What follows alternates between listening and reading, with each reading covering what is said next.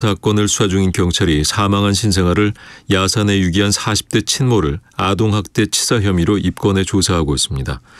40대 여성 A씨는 2015년 2월 병원에서 출산한 여아를 집으로 들여온 뒤 숨지자 부산 기장군의 집 인근 야산에 시신을 묻었다고 진술했습니다. 오늘은 전국 대부분 지방에 장맛비가 내리겠고 비는 내일 오전까지 계속되겠습니다. 내일까지 수도권과 충남, 호남 지방과 제주도에는 50에서 최대 150mm 이상, 강원 내륙과 충북, 경북 북부 내륙에는 50에서 최대 120mm가 넘는 많은 비가 내리겠습니다. 경북 북부 내륙을 제외한 영남 지방과 강원 동해안에 20에서 60mm의 비가 올 것으로 보입니다. KBS 제일라디오 5시 뉴스를 마칩니다. 이상협이었습니다. KBS. 대한민국 중심 채널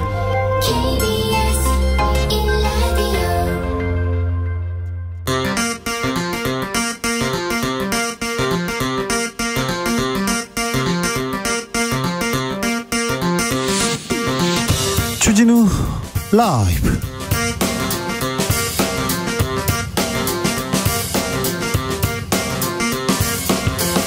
(2023년 7월 4일) 화요일입니다. 안녕하십니까, 주진우입니다.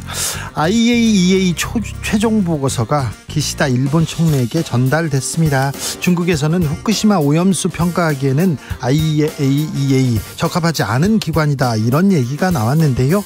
우리 정치권에서는 오늘도 이 문제를 두고 정치적 공방 뜨거워만 갑니다. 조경태 국민의힘 의원에게 들어보겠습니다.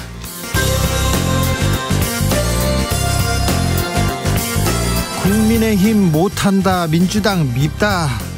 총선 앞두고 제3지대에서 부는 바람 거세지고 있습니다. 국민의힘, 민주당 주변에서도 바쁘게 움직입니다.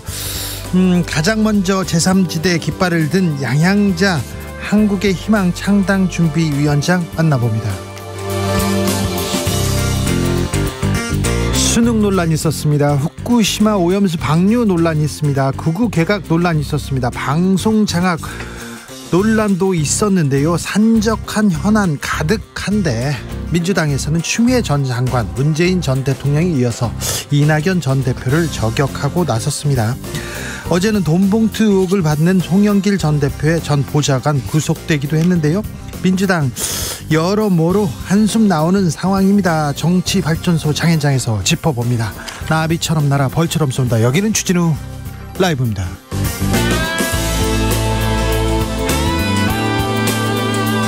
오늘도 자중차에 겸손하고 진정성 있게 여러분과 함께 하겠습니다.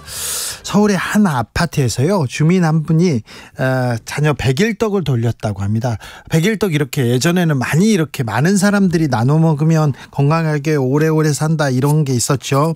그런데요, 경비 아저씨한테 떡을 줬는데 찾아왔어요. 경비 아저씨가 봉투를 하나 들고 건넸습니다. 열어봤더니 현금 10,000원이 들어 있었다고 합니다. 참 100만 원보다 더 값이죠. 금액을 떠나서 이 얘기를 듣고 가슴 뭉클했습니다. 참 요즘에 층간소음이다, 벽간소음이다, 누가 사는지 시끄럽다 막 하면서 이웃에 누가 사는지도 모르고 그랬는데, 경비 아저씨들하고 간식도 나눠 먹고 잘 지내고 그랬으면 좋겠어요. 자, 오늘은요, 쑥스러워서 인사 못했어요 이웃 주민들에게, 그리고 경비 아저씨께 감사의 마음 한번 전해보겠습니다. 문자 샵 9730, 짧은 문자 50원, 긴 문자는 100원이고요 콩으로 보내시면 무료입니다. 그리고 청취율 조사 기간이 돌아왔습니다. 02로 시작되는 전화 받으시면 주진우 라이브 이렇게 외치면 보이스피싱 막을 수 있다는 거. 02로 전화가 오면 무조건 주진우 라이브 하면요, 예쁨 받을 수 있다는 것도 다시 한번 말씀드립니다. 언제까지인지는 모르겠지만 마지막까지 저희는 정성을 다하는 여러분의 방송이 되겠습니다. 그런데 지금 비바람이 몰려오고 있습니다. 그래서 여러분의 사랑과 응원이 필요합니다. 주진우 라이브 아시겠죠? 무슨 말인지 잘 알죠? 아무튼 방송 듣다가요, 문자 막 보내주세요. 그러면요, 추첨 통해서 치킨 교환권도 드립니다. 없는 살림에 마구마구 드리겠습니다. 그럼 주진우 라이브 시작하겠습니다.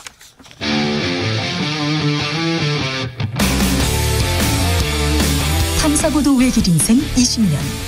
주 기자가 제일 싫어하는 것은?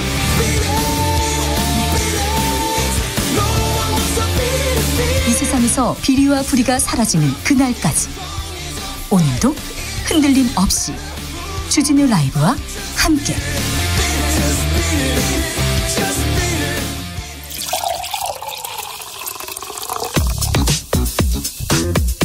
진짜 중요한 뉴스만 쭉 뽑아냈습니다. 주스 정상근 기자 어서 오세요. 안녕하십니까. 목소리가 좀 나아지셨네요. 어제보다는 좀 나아졌습니다. 네. 후쿠시마 오염수에 대한 IAEA의 최종 보고서 공개됐습니까? 네, 이 보고서 내용은 아직 언론에 알려지지 않았습니다만 오늘 라파엘 그로시 국제원자력기구 사무총장이 기시다 후미오 일본 총리를 만나 후쿠시마 오염수 방류 최종 보고서를 전달했습니다. 다만 IAEA가 지금까지 이 방류 설비와 방법 등이 타당하다라는 취지의 보고서를 냈던 만큼 이 최종 보고서 내용 또한 다르지 않을 것으로 여러 언론은 전망했습니다. 오염수 바다에 방류해도 된다 이런 얘기를 IAEA에서 했어요. 그러니까 이 평가 보고서가 믿을 만한가, 평가할 만한 기관인가, 중국에서는 반대하고 나왔습니다. 정부에서요. IAEA 사무총장은 한국도 방문해서 설명할 예정입니다. 우리 정부 오염수 방류 안전 재차 강조했습니다. 네, 정부는 후쿠시마 오염수 1일 브리핑에서 이 최근 후쿠시마 제1원전 앞바다에서 잡힌 우럭의 기준치 180배 세슘이 검출된 것과 관련해 그 우럭이 우리나라 연안으로 건너올 가능성은 전혀 없다라고 밝혔습니다. 자, 일본산 어류, 폐류 이렇게 수입되고 있습니다. 그런데 원산지 표시 이런 것도 좀 잘 지키고 못 속이게 정부가 좀 더 잘해 주십시오. 그래서 국민들이 불안한다. 국민의 먹거리 안전하게 지키고 있다는 걸 이걸 또 좀 더 강조해 주시고 노력해 주셔야 됩니다. 윤석열 대통령은 계속해서 카르텔을 언급합니다. 네, 윤석열 대통령은 오늘 오전 하반기 경제정책 방향 회의를 주재하고 모두 발언을 통해 다시 한번 이권 카르텔 타파를 화두로 제시했습니다. 이권 카르텔이요? 네, 윤석열 대통령은 특정 산업의 독과점 구조, 이 정부 보조금 나눠먹기 등의 이권 카르텔의 부당이득을 제로베이스 검토를 통해 낱낱이 걷어내야 한다라고 말했습니다. 오늘도 노동조합에 대해서 또 강한 발언을 냈습니다. 네, 윤석열 대통령은 불법 시위와 파업으로 무엇인가 얻을 수 있다는 기대를 깨끗이 접는 게 나을 것이라며 정치 파업과 불법 시위를 벌이는 사람들의 협박에 굴복하지 않고 단호히 대응하겠다라고 말했습니다. 협박에 굴복하지 않겠다 이렇게 얘기합니다. 그런데요, 얼마 전에 통일부에서 1급 이상 일괄 사표 있었지 않습니까? 그런 인사 조치는 어떻게 되고 있습니까? 네, 대통령실은 어제 이 최근 통일부 등에서의 고위공직자 일괄 사표에 대해서 이 대통령실 지시에 따라 시작된 것이 아니다라고 밝힌 바 있는데요. 어제 채널A 보도에 따르면 윤석열 대통령이 신임 차관들에게 임명장을 전달하면서 과감한 인사 조치를 지시한 것으로 보도가 됐습니다. 윤석열 대통령은 특히 이념에 좌우되는 부서라면서 통일부, 교육부, 환경부, 문화체육관광부를 지목했다고 합니다. 또한 오늘 대통령실 관계자는 언론에 대통령실처럼 정부 부처도 장관과 차관 직권으로 필요에 따라 수시로 인사가 이루어질 수 있다라는 말을 하기도 했습니다. 네. 사교육 카르텔 때려잡겠다 이런 얘기도 하시는 분도 봤는데요. 국세청이 나섰잖아요. 그런데 이번엔 경찰청에서 사교육 업체와 수능 출제 요원 유착 의혹 캐고 있습니다. 네, 경찰청은 오늘 중대범죄수사과가 이 사교육 업체와 수능 출제위원 간의 유착 의혹을 직접 수사하기로 했다라고 밝혔습니다. 중대범죄수사과가요? 네, 이 중대범죄수사과는 권력형 비리, 대형 경제범죄를 수사하는 경찰청의 핵심 부서로 꼽힙니다. 사교육 카르텔 어떻게 되는지 지금 공정위를 비롯해서 경찰, 국세청 다 달려들고 있습니다. 정부가 강제동원 피해자한테 제3자 변제안 이렇게 냈지 않습니까? 그런데 거부한 피해자들 배상금을 법원에 공탁하기로 이렇게 했어요. 그런데 광주지법에서 이를 거부했습니다. 네, 광주지방법원은 양금덕 할머니에 대한 공탁을 불수리 결정하고 이춘식 할아버지에 대한 공탁을 반려했습니다. 이 법원은 양금덕 할머니가 변제를 허용하지 않는다라는 서류를 법원에 제출해서 공탁 거부 의사를 분명히 밝혔기 때문에 불수리 결정한다라고 밝혔고요. 네. 이춘식 할아버지는 공탁 서류가 미비하다는 이유로 반려했습니다. 서류가 미비하다. 공탁을 불수리 결정했다. 반려했다. 네. 시민단체들은 강하게 비판했습니다. 네, 정부의 강제동원 피해자 배상금 법원 공탁 결정에 대해 일제 강제동원 시민 모임은 오늘 이 피해자와 유족들이 정부의 안을 수용할 의사가 없다고 명백히 밝혔다라며 민법에 따라 이 공탁은 무효라고 주장했습니다. 또한 피해자들이 정부로부터 돈 몇 푼 받으려고 30여 년간 일본 정부와 싸워온 것이 아니다라고 주장했습니다. 요즘 언론에 태풍이 몰아치고 있습니다. 감사원이 MBC를 관리 감독하는 방송문화진흥회 방문진이라고 들어보셨죠? 방문진에 대한 본감사 돌입합니다. 네, 감사원이 오는 10일부터 MBC 최대 주주인 방송문화진흥회에 대한 본감사에 착수합니다. 앞서 지난 3월 감사원은 지난해 11월 접수된 MBC에 대한 감사 청구를 검토한 결과 감사에 착수하기로 했다라고 밝힌 바 있는데요. 이후 지난 3월부터 방문진을 상대로 자료 수집을 벌였고요. 4개월 만에 본감사에 착수합니다. 그러나 방문진 측은 감사원이 자료 수집 과정에서 감사와 관계없는 자료들을 요구하고 있다라면서 이를 반박한 바 있습니다. 0050님 여기는 대구입니다. 비가 조금씩 내리고 있는데요. 청취율 조사만 기다리고 있습니다. 얘기합니다. 내일 수신료 방송 수신료 분리징수 얘기도 있고요. KBS도 굉장히 어려움을 겪을 것으로 보입니다. 하지만 저희는요, 네, 여러분 곁에서 정성을 다해서 방송 잘 만들겠습니다. 그러니까요, 02로 전화 오면 아시겠죠? 네, 주진우 라이브 외치면 됩니다. 송영길 전 대표의 전직 보좌관 구속됐습니다. 이 얘기는 잠시 후에 하겠습니다. 주스 정상근 기자 함께했습니다. 감사합니다. 고맙습니다. 문자는 샵 9730, 짧은 문자 50원, 긴 문자는 100원 든다는 거, 콩으로 보내시면 무료라는 거 다시 한번 말씀드립니다. 이웃 주민분들께 경비 아저씨께 감사의 마음 한번 전해보자고요.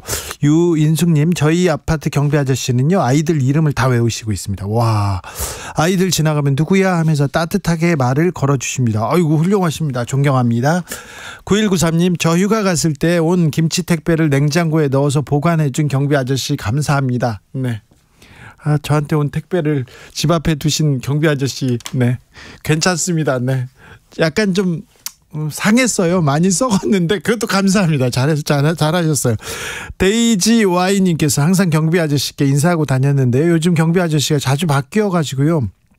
새로운 아저씨랑 얼굴을 아직 못 익혔어요. 경비 아저씨들 고용이 좀 안정되고 오래 웃으면서 인사하고 그랬으면 좋겠습니다. 그래야죠. 그랬으면 좋겠어요. 1400님, 저희 아파트에 계시는 경비 아저씨는요, 하단을 열심히 가꿔주셔서 꽃과 나무 볼 때마다 기분이 정말 좋아요. 더운 날 아이스크림 사오는 날이면 가져다 드리는데 별거 아닌 거에도 좋은 말씀 많이 해주셔서 제 기분까지 좋아집니다. 이렇게 얘기하셨습니다. 주진우 라이브.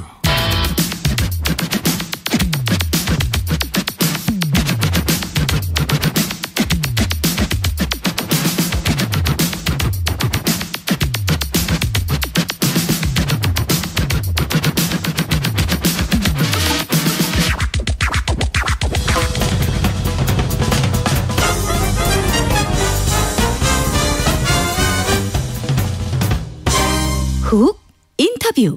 모두를 위한, 모두를 향한, 모두의 궁금증 훅 인터뷰. 수능에서 킬러 문항 빼겠다, 사교육 카르텔 없애겠다, 이런 얘기 많이 했습니다. 그런데 지금 다른 정치 뉴스 때문에 쏙 들어왔어요. 정부가 공정한 수능 만들기 위해서 여러 방편 냈는데 잘하고 있는지, 교육계 불안 여전한데 잘 잠재우고 있는지 한번 물어보겠습니다. 후쿠시마 오염수 방류에 대해서도 물어봅니다. 국회 교육위원회 조경태 국민의힘 의원 오셨습니다. 어서 오세요. 네, 안녕하십니까. 네, 오늘 점심 때 노량진에서 회 드시더라고요. 예, 저는 회를 잘 못 먹어가지고 옆에 네. 그 오징어 볶음 먹었습니다. 오징어 볶음 먹었습니까? 네. 회를 못 먹습니까? 부산 지역구로 드시는데. 부산 출신인데도 네. 그 좀 생걸 잘 못 먹겠더라고요. 아, 그래요? 예. 그런 분들도 많습니다. 예. 후쿠시마 오염수 방류에 대해서 몇 가지 여쭤볼게요. 네네네. 이게 과학적인 얘기인데, 과학의 영역인데, 정치권에서 민주당과 국민의힘에서 정반대의 얘기를 하니까 국민들 불안합니다. 그 사실은 그 우리가 표현을 할 때 무식하다는 표현이 있고 또 무지하다는 표현이 있잖아요. 네. 무식하다는 표현은 지식이 없다는 표현이고, 네. 무지하다는 표현은 알지 못한다는 거잖아요. 네.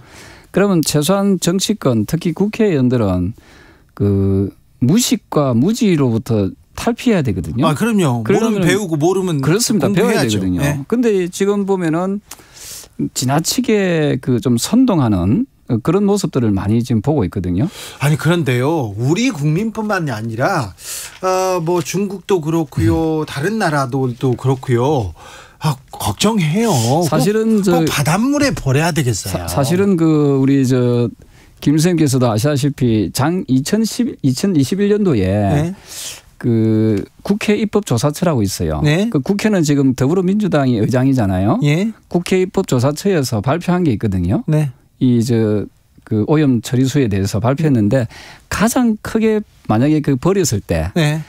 그 해류의 영향에 의해서 가장 크게 피해 입는 국가를 두 나라를 꼽았더라고 적시를 했더라고요. 네. 입법조사처에서. 네. 혹시 어느 나라인지 잘 모르시죠? 미국, 캐나다 쪽입니까? 그렇습니다. 미국하고 캐나다가 가장 그 피해를 많이 입는 걸로 나와요. 만약에 이게 이 방향성을 해류를 따라가면은. 예. 그래서 지금 이제 그 후쿠시마가 그 국민 여러분께서 청취자 여러분께서 아마 지도를 보시면 아시겠지만은 일본의 북동부 쪽에 있습니다. 네. 거기서 버리게 되면은 네. 쿠로시오 해류를 따라서 네. 일단 흘러가다가 그게 어디를 만나냐면 오야시오 해류를 만나거든요. 네. 그 오야시오 해류에서 다시 북태평양 해류를 만나고 그 북태평양 해류를 만나면서 알래스카, 캐나다 이쪽으로 갔다가 다시 캘리포니아 해류를 만나거든요. 그래서 미국의 서부 쪽이 쭉 갔다 하면 쭉 훑겠죠. 그다음에 다시 이게 서쪽으로 오는데 서쪽으로 올 때는 북적도 해류를 따라서 이제 오게 되거든요. 네. 그래서 우리나라 한반도까지 도착하는 데 걸리는 시간은 약 한 4년에서 5년 정도 걸리는 걸로 이렇게 보고 있어요. 후쿠시마 앞바다에 있는 물고기가 네. 저기 알라스카로 헤엄쳐가지고 지구를 돌아서 우리나라에 온다 이렇게 걱정하는 국민은 별로 없고요. 네네. 후쿠시마 인근에다 이렇게 오염수를 버리면 그 물고기를 잡아서 그 물고기가 후쿠시마 산이라고 안 써 있잖아요. 네. 오염수 먹었다 안 써 있는데 네. 그게 이렇게 뭐라고 해야 되나요? 원산지 표시를 않고 한국으로 넘어올 수도 있다. 이런 걱정은 하는 지금 것도. 제가 이제 자료를 가져왔는데요. 네. 그 후쿠시마에 나와 있는 혹시 화면에 잡힐지 모르겠습니다만은 네. 이걸 이제 원자력 안전위원회에서 분석한 자료에 보면은 후쿠시마에서 나오는 연간 그 방출되는 오염수 중에서 삼중수소가 문제거든요. 이게 안 녹기 때문에 삼중수소가 22테라베케렐입니다. 반면에 지금 우리나라에서 지금 그 방류되고 있는 게 지금 214테라베케렐이고 네. 중국 같은 경우에는 여기에 2020년 데이터인데 최근 데이터 보니까 1100테라베케렐이거든요. 그래서 한 50배 정도가 중국에서 나오는 서해안 쪽으로 흘러나오는 삼중수소가 50배 정도 더 많아도 그럼에도 불구하고 우리나라에 나오는 지금 이 데이터가 뭐냐면은 우리나라에 지금 2015년부터 지금까지 계속 나와 있는 방사능 측정 결과이거든요. 네. 보면은 삼중수소의 경우 우리 국민 여러분께서도 잘 보십시오. WHO의 기준에 약 24,000분의 1 수준입니다. 24,000분의 1 수준. 네. 그래서 이걸 가지고 위험하다라고 자꾸 이야기하는 것은 저는 굉장히 비과학적인 주장이다 이렇게 보는 거죠. 네. 아무튼 일본산 수산물이 네. 이렇게 원산지 표시를 어기고 우리한테 이렇게 수입되는 일은 그건 막아주십시오. 그렇습니다. 그런 당연히, 걱정은 뭐 당연한 거 아니에요. 그리고 재미나는 얘기가요. 예. 우리 김 선생님께서도 주 선생님도 언제부터 김 선생님이 됐어요? 우리 주 선생님께서도 아시겠지만 최근에 일본에 우리나라 관광객이 많이 네, 갔잖아요. 네, 네. 뭐 그저께는 민주당 의원께서 네. 홋카이도 가서 북해도 가서 골프 친다 만다 그 때문에도 네. 소란이 있었는데 네. 지금 200만 명 이상이 올해만 해도 200만 명 이상이 우리나라 국민들이 갔거든요. 네. 가서 다 일본에 있는 음식들을 드셨을 거 아닙니까? 네. 그래서 저는 제가 좀 너무 지나치게 네. 우리 국민들을 공포 분위기로 몰아넣는 것은 저는 바람직하지 않다 이렇게 보는 거죠. 홍두식님께서 왜 노량진 수산시장에서 수돗물을 마시나요? 이렇게 물어봅니다. 수돗물은 마시면 안 되는데요. 그건 아주 좋은 지적입니다. 사실은 그거는 좀 오히려 그런 행동들, 네. 그런 이벤트가 국민들로부터 조금 부정적인 그렇죠. 예, 예, 좀 좋지 않는 그런 그렇죠. 모습으로 비춰질 수 있어요. 수족관 물 마시면 안 되죠. 아니, 바닷물을 먹는 사람은 없습니다. 그러니까요. 바닷물도 안 먹는데 수족관에 물을. 그 일부 또 민주당 의원입니까? 그분은 그 배설물은 먹을 수 있어도 오염수는 안 먹겠다. 네. 그런 물은 우리 바닷물은 먹으면 안 되죠. 네. 네. 부산 지역구인데 부산 지역구민들은 뭐라고 합니까? 특히 수산업에 종사하시는 분들이 지금 이제 야당의 그 선동에 의해서 굉장히 영향을 많이 받고 있어요. 아, 그렇다. 예. 그래서 사실은 2011년도에 보면은 그 무방비 상태에서 방류되지 않았습니까? 네네. 그때의 농도가 방사능의 농도가 지금의 농도의 1000배였거든요. 네. 그런데 지금 5년이 이상 지났지만은 아무런 그 수치의 변화가 의미 있는 수치의 변화가 안 나타났거든요. 네. 저는 제 부모 형제들이 다 부산에 있습니다만은 아마 청취자 여러분께서는 시간이 조금 더 지나보면 아시겠지만 저는 이 문제에 대해서 너무 지나치게 이게 좀 이슈가 되고 국론 분열이 있는 것은 상당히 유감스럽다 이런 말씀드립니다. 네. 그런데요. 조경태 의원이 이재명 대표 공개 토론하자 이렇게 얘기했는데 왜 이재명 대표하고 공개 토론해야 됩니까? 제가 내일쯤에 아마 빠르면 내일이나 모레쯤에 전국에 이 역마다 다 붙일 거예요. 예. 공개 토론에 응해라고. 왜 해야 왜냐하면은 이분이 지금 이 괴담을 지금 선동하고 있는 바로 가장 큰 우두머리잖아요. 그래서 그래서 저는 둘 중에 한 사람은 곧 이제 방류한다는 거 아닙니까? 내일이나 오늘 조금 있으면 IAEA 발표가 나지요. 지금 발표가 나왔습니다. IAEA 최종 보고서에서 일본 후쿠시마 오염수 방류계 국제 안전 기준에 부합한다 이렇게. 자, 그러면은 이제 둘 중에 이제 우리가 계속해서 우리 동해안이고 우리 해역에다가 매일 지금 방사능 체크를 합니다. 네. 그러면 방류했을 경우에 유의미한 변화가 있으면은 제가 틀린 거지요. 네. 과학적으로. 그럼 제가 이제 그만두든지 해야 되겠죠. 만약에 그게 그렇지 않고 변화가 없으면은 더불어민주당이 선동한 것에 대한 죄를 저는 정말 무겁게 물어야 된다 이런 입장이죠. 그래서 저는 1대1 토론을 통해서 네. 본인이 좋아하시는 공개 토론을 통해서 진위 여부를 같이 밝혔으면 좋겠다 이 말씀 드리는 거죠. 알겠습니다. 당대표 간 토론도 안 되는데 토론 안 하시려나? 안 하시겠죠. 근데 그만큼 제가 이야기하고 싶은 것은 네. 이 자료도 한번 보십시오. 이분이 이제 강경화 전 외무부 장관이잖아요. 네. 문재인 대통령 시절에 네. 계시던 분인데 2020년 10월 26일에 뭐라고 이분이 발언하는가 하면은 후쿠시마 오염수 방류는 일본 주권 문제다라고 이때 이야기했습니다. 그때는 또 국민의힘에서 반대했잖아요. 아니 그래서 저는 이제 이런 부분에 대해서 조금 더 우리 국민들이 합리적인 그런 어떤 판단을 할 수 있도록 정치인들이 좀 주장을 했으면 좋겠어요. 알겠습니다. 그래도 국민 안전에 좀 신경 써주고 국민 안전은 우리가 지킬 테니까 걱정 말라는 얘기도 좀 해주십시오. 오염수 마시겠다, 수족관물 마시겠다 이런 거는 하지 마시고. 예, 저는 지금 우리 주 선생님께서 말씀 주신 염려, 우려에 대해서는 충분히 이해하고요. 다만 이걸 너무 과다하게 이걸 국민들을 불안하게 하는 것은 굉장히 비합리적인 주장이다 이렇게 봅니다. 알겠습니다. 교육 문제로 넘어가겠습니다. 정부가 수능에서 킬러 문항 배제하겠다 이렇게 얘기하면서 수능 보는 학생들 그리고 선생님들 지금 불안하다고 합니다. 어떻게 지금 잘 정리되고 있습니까? 자, 변별력 확보하면서 적정 난이도 문제로 만들겠다고 하는데 믿어도 됩니까? 네, 저는 정부가 가는 방향성이 옳다고 보거든요. 그 문제에 대해서 공교육을 정상화하고 사교육비 줄이자 여기에 대해서는 국민이 반대하지 않습니다. 킬러 문항 이것도 문제 있다 이거에도 반대하지 않을 거예요. 사실은 최근에 서울대학교 졸업한 학생이 저한테 자신이 최근 5년간 모의고사에 나왔던 문제들을 한번 쭉 풀어봤는가 봐요. 네. 그래서 저한테 한 3문항을 가져왔어요. 네. 그중에 이제 고등학교 1학년 모의고사 문제, 그다음 고등학교 3학년 모의고사 문제를 가져왔는데요. 지금 아마 화면에 좀 띄워보시겠습니까?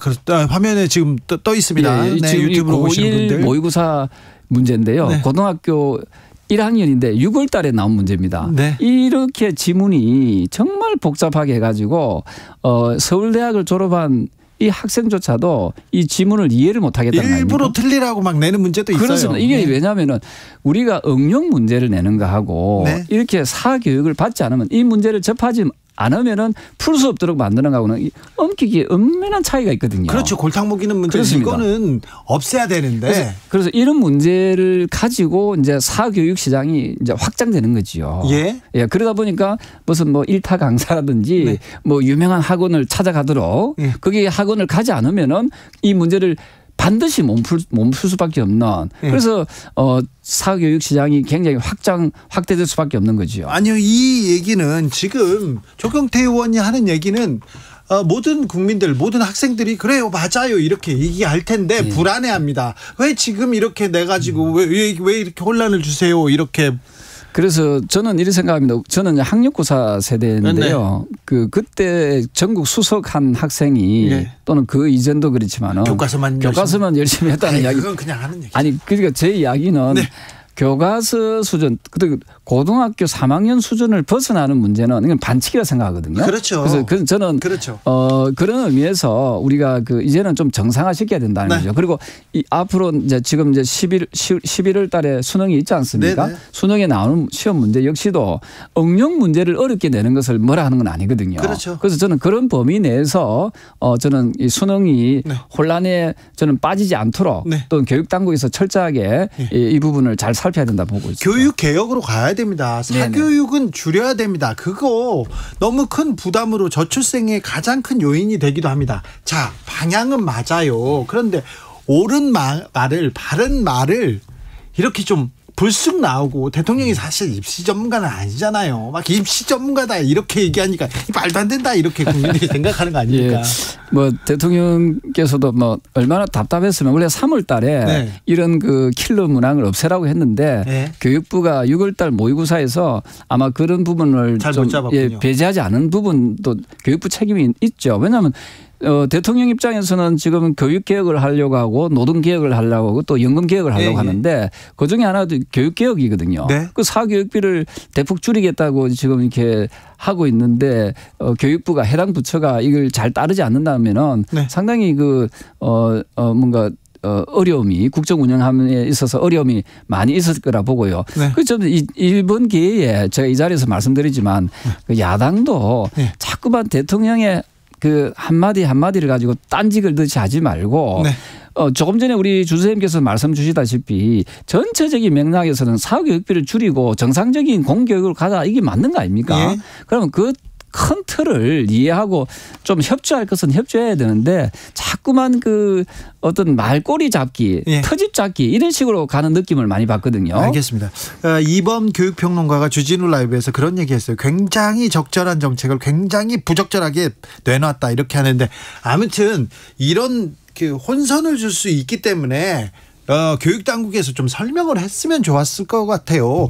3월에 나와서 앞으로 이렇게 갈 것이다, 이런 문제는 이런 방향으로 가는 게 맞지 않겠습니다. 그러면 박수 받았을 얘기인데 조금 그렇잖아요. 네. 조희연 교육감도 진보 교육감입니다. 대체로 이 방향에 대해서는 맞다고 이렇게 얘기합니다. 근데 외고, 자사고, 존치하고 사교육비 경감하고는 좀 모순되는 건 맞아요. 아니 이런 걸 말씀드리고 싶어요. 뭐냐면은 네. 우리가 교육의 다양성을 이야기하는 거하고 네. 또 사교육을 또 이야기하는 것은 약간의 물론 일면 맞는 부분도 있지만 네. 또 이게 교육의 다양성이라는 측면에서 봤을 때는 네. 이걸 또 모순된 정책이다라고 단정하기에는 좀 어려움이 있거든요. 네. 자사고등학교라는 것은 보니까 네. 해당 재단에서 사학에서 상당한 투자를 많이 하더라고요. 예. 그래서 좋은 학생들을 많이 길러내겠다는 그런 사학의 정신도 있고 하니까 이걸 어떤 사교육의 문제로 이렇게 너무 이렇게 좀 좁히는 것은 그거는 조금 한 번 더 살펴봐야 된다라고 보고 있죠. 네, 알겠습니다. 그런데 아무튼 사교육 오늘은 경찰이 그 경찰청이 나섰다고 하고요. 공정위도 나섰다고 하고 또 국세청도 나섰다고 하고 사교육 카르텔 이렇게 해체하겠다 이렇게 하는데 윤 대통령이 요새 카르텔 계속 얘기합니다. 그래서 이제 기존에 어찌 보면은 우리 사이에 좀 약간 적폐라고 볼 수 있는 네. 그런 카르텔이 형성이 되어 있다면 지난 정권은 적폐 이번엔 카르텔입니다. 뭐 그게 비슷한 어감이지 않습니까? 네네. 그랬을 때 나쁜 카르텔이라면은 저는 그런 것은 저는 없애는 것이 저는 맞다 보거든요. 그 개혁이라고 생각하거든요. 그래서 이 부분에 대해서 혹시 교육과 관련된 카르텔이 형성된 것을 청취자 여러분께서도 보신 부분이 있다면은 주진우 라이브로 좀 이렇게 좀 신고도 좀 해주시고 그래서 저는 카르텔은 저는 척결하는 것이 맞다 이렇게 보겠습니다. 이 얘기를 국민의힘에서 2월 3월에 설명했으면 얼마나 좋았을까. 조경태가 3월에 설명해 줬으면 얼마나 좋았을까. 교육부에서 올 초부터 이렇게 갑시다. 교육 개혁으로 갑시다. 얘기해 줬으면 얼마나 좋았을까. 그런 생각 듭니다. 조경태 의원 또 모셔야 되겠다. 그런 생각도 듭니다. 네, 감사합니다. 조경태 국민의힘 의원이었습니다. 감사합니다. 네, 감사합니다. 교통정보센터 다녀오겠습니다. 정현정 씨. 네, 수도권과 충청권을 중심으로 호우특보가 발효된 상태입니다. 퇴근길에 평소보다 20% 이상 감속 운전해 주시고요. 도로가 많이 미끄러우니까요. 전방 주시 잘하면서 차간거리 유지도 잘해 주시기 바랍니다. 현재 청계천 산책로 청계 시점에서 황학교 구간의 보행자 통행이 통제되고 있습니다. 참고해 주시고요. 올림픽대로와 강변북로 대부분 구간에서 정체 심한데요. 특히 올림픽대로 공항 쪽으로 잠실대교에서 반포대교까지 30분 넘게 소요되고요. 강변북로는 구리 쪽으로 서강대교에서 청담대교 사이 제속도 못 내고 있습니다. 평택 제천간 고속도로는 평택 쪽으로 충주 부근에서는 대형 화물차 사고가 2차로에서 있었는데요. 현재 사고 차량 갓길로 옮기고 있지만 이 부근이 시라면 주의가 필요하겠습니다. 경부고속도로 서울 쪽으로는 옥천휴게소 부근에서 승용차 단독 사고 처리하고 있고요.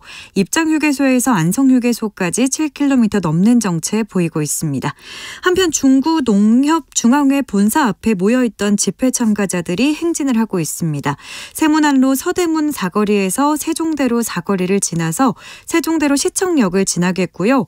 의주 로터리와 농협중앙회 앞까지 2개 차로 막혀 있습니다.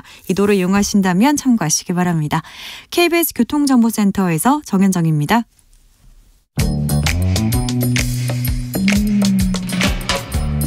오늘의 정치권 상황 깔끔하게 정리해드립니다. 여당 야당 크로스 최가박과 함께 최가박당. 여야 최고의 파트너 두 분 모셨습니다. 최영두 국민의힘 의원 어서 오세요. 네, 안녕하십니까. 박성준 더불어민주당 의원 어서 오세요. 네, 안녕하세요. 네. 박성준 의원에 비해서 최영두 의원님의 표정이 좋습니다. 아니 뭐 여야 최고의 파트너라 맞습니까? 정말 그냥 하시는 이야기입니까? 아니 두 분처럼 얘기만 했으면 좋겠어요. 두 분처럼 계속해서 이렇게 토론만 했으면 우리 정치가 이 정도는 아니었다 이렇게 생각합니다. 우리 토론도 좀 끝이죠. 한 2시간 천천히 해야 되는데 오늘 참 내가 아까 방송 기다리면서 봤는데 네.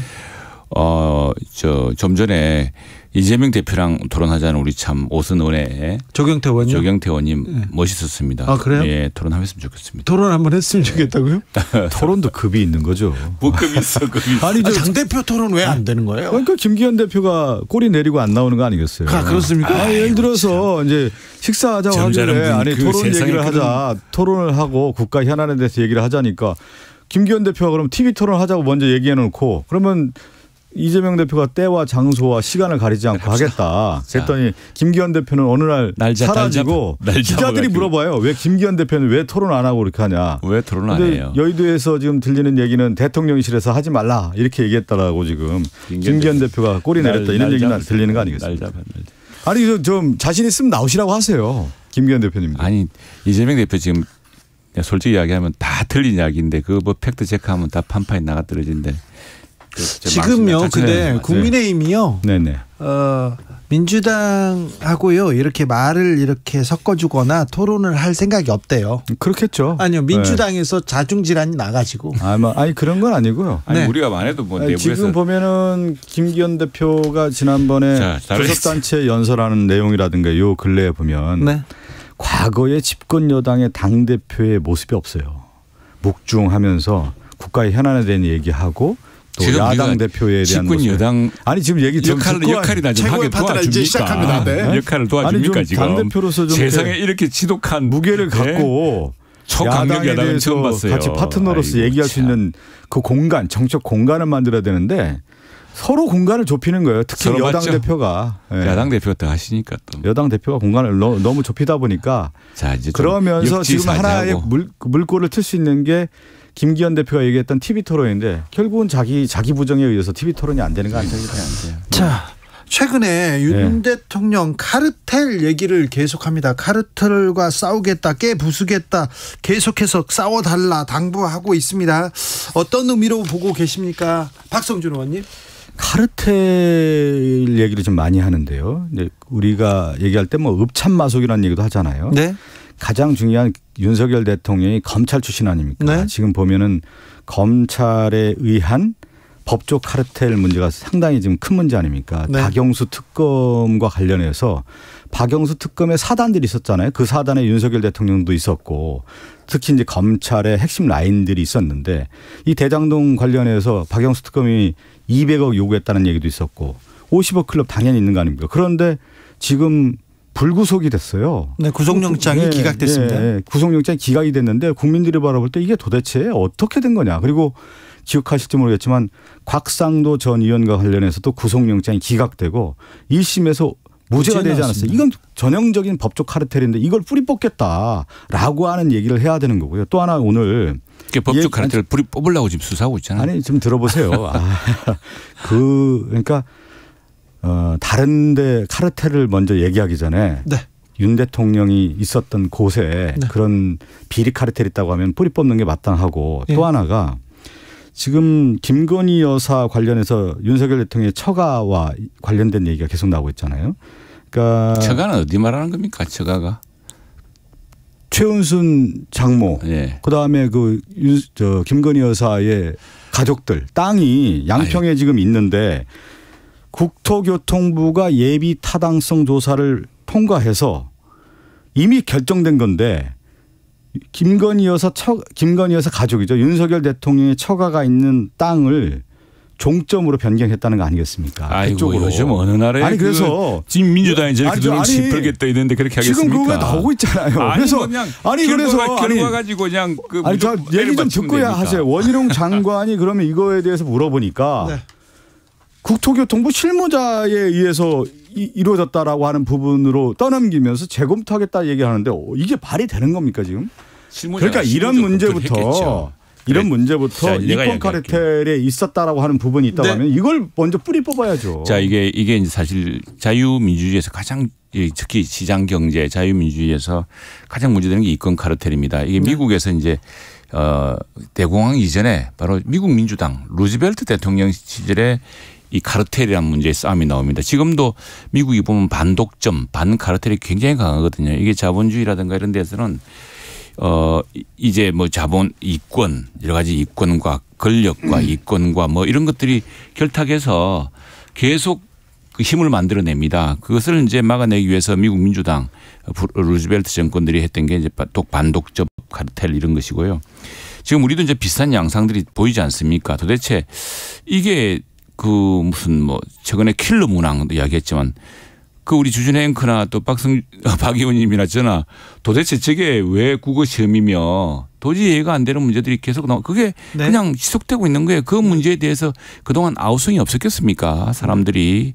그런데도 지속되고 온 건 무엇이냐. 그리고 또 하나 이게 좀 정합적으로 아주 그 균형 잡히게 여러 가지가 앞뒤가 맞게끔 고려되지 않고 하다 보니까 태양광 같은 경우에 정말 거기도 이권 카르텔이 생기고 지금 곳곳에 이권 카르텔이 이게 고여있는 물은 썩기 마련이고 또 어떤 것들이 이념적으로 너무 지나치게 편향되거나 하면은 또 그것이 실질과 무관한 이권을 만들어내고 그런 거 아니겠습니까? 그래서 그 부분은 반드시 민주주의라면은 그런 카르텔은 요즘은 뭐 아주 그 또 시대 속도도 빠르고 또 자본도 커지고 해가지고 네.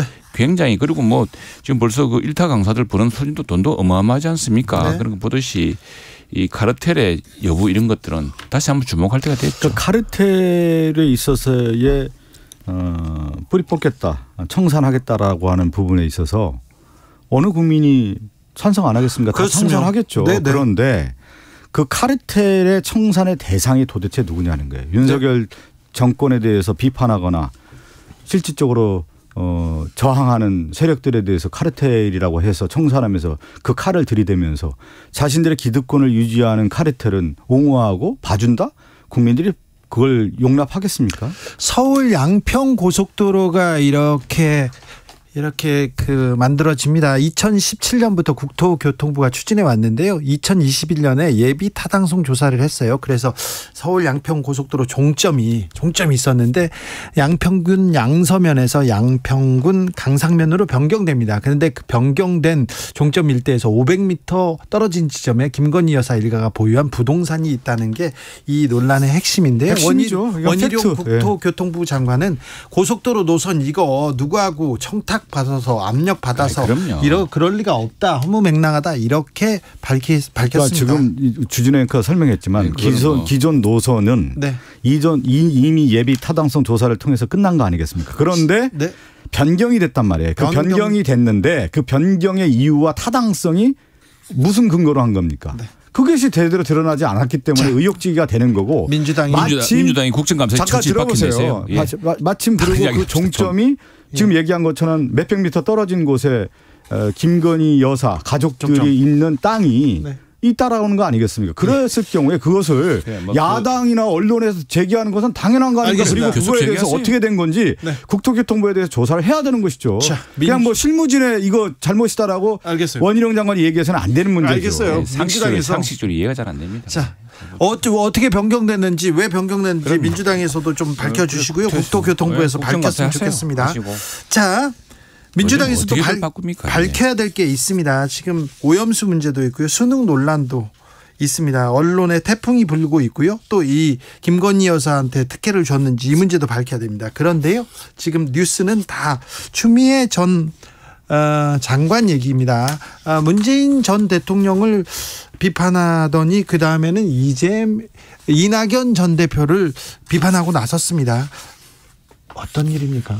저는 뭐 추미애 전 장관이 어떤 입장인지는 저도 뭐 대화를 해봐서 대화를 통해서 뭐 아는 건 아니고요. 이제 행간의 의미를 읽어보면 저는 추미애 전 장관이 하는 얘기의 핵심은 결국은 지금 정권이 윤석열 정권이 검찰의 무도한 정권이라고 하는 부분인데 추 전 장관은 거기에서 법무부 장관 당시에 온몸으로 윤석열 당시 검찰총장과 대결을 했고 잘못된 부분을 지적을 했는데 결과적으로 그것이 윤석열 총장이 대통령이 되는 문을 열어줬다라고 하는 비난이 있지 않았습니까?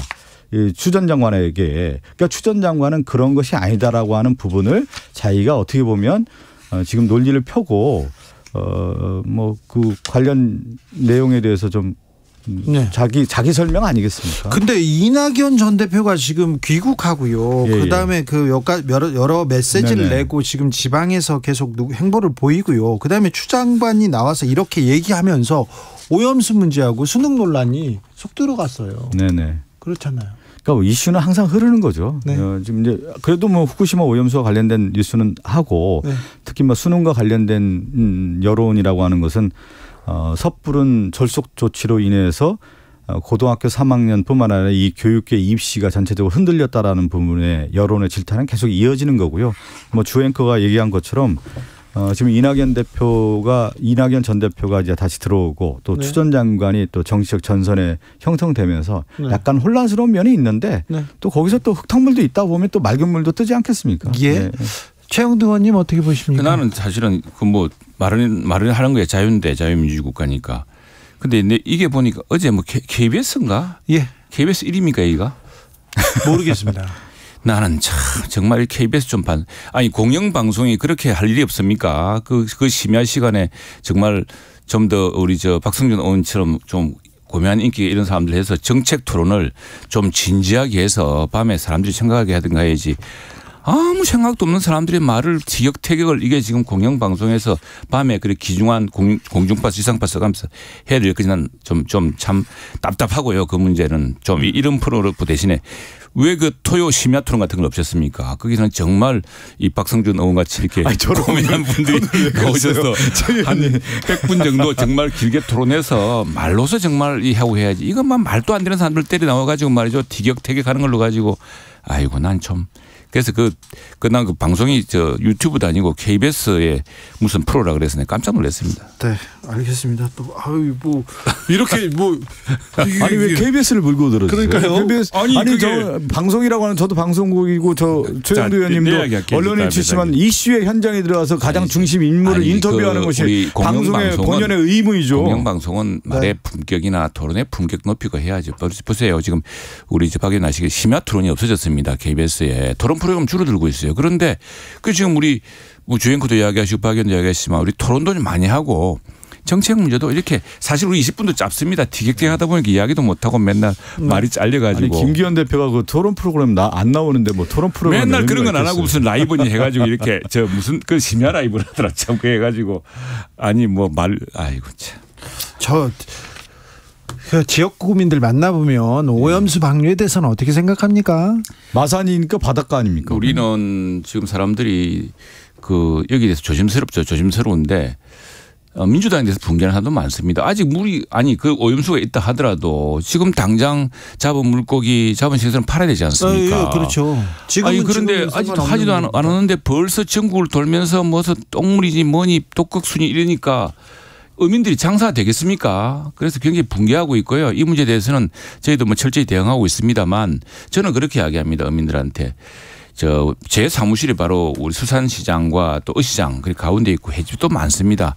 이거는 전 국제사회가 돌아보고 있습니다. 우리나라 힘만으로 하는 게 아니고 지금 이 후쿠시마가 북태평양입니다. 지금 우리 민주당의 중진 의원이 여행 가신다고 했던 북해도 바로 아래거든요. 그래서 그 물이 방류가 되면은 후쿠시마를 거쳐서 후쿠시마에서 홋카이도로 가서 홋카이도에서 알래스카, 캐나다 돌아오기 때문에 일본 어민들도 이 문제에 굉장히 큰 생사의 걸 갖고 있고 인접한 캐나다, 미국 같은 데 있기 때문에 이 나라들이 뭐 일본 눈치 볼 사람들입니까? 우리 그래서 국제사회랑 함께 단단히 대응하고 있고 그 기준을 강요하고 있으니 걱정하지 마십시오. 저는 제가 한번 말씀 꼭 드리고 싶은 게 국가의 중요한 의사결정, 정책 결정은 두 가지 기준 아닙니까? 국익과 국민을 우선해야 되는 거 아니에요.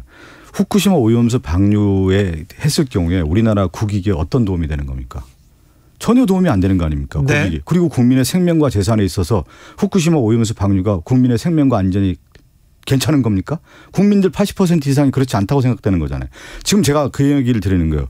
후쿠시마 오염수 방류가 안 되면 예를 들어 일본에 처리하면 일본 내에서 그러면 우리나라 지금 횟집이라든가 수산업에 무슨 문제가 생깁니까?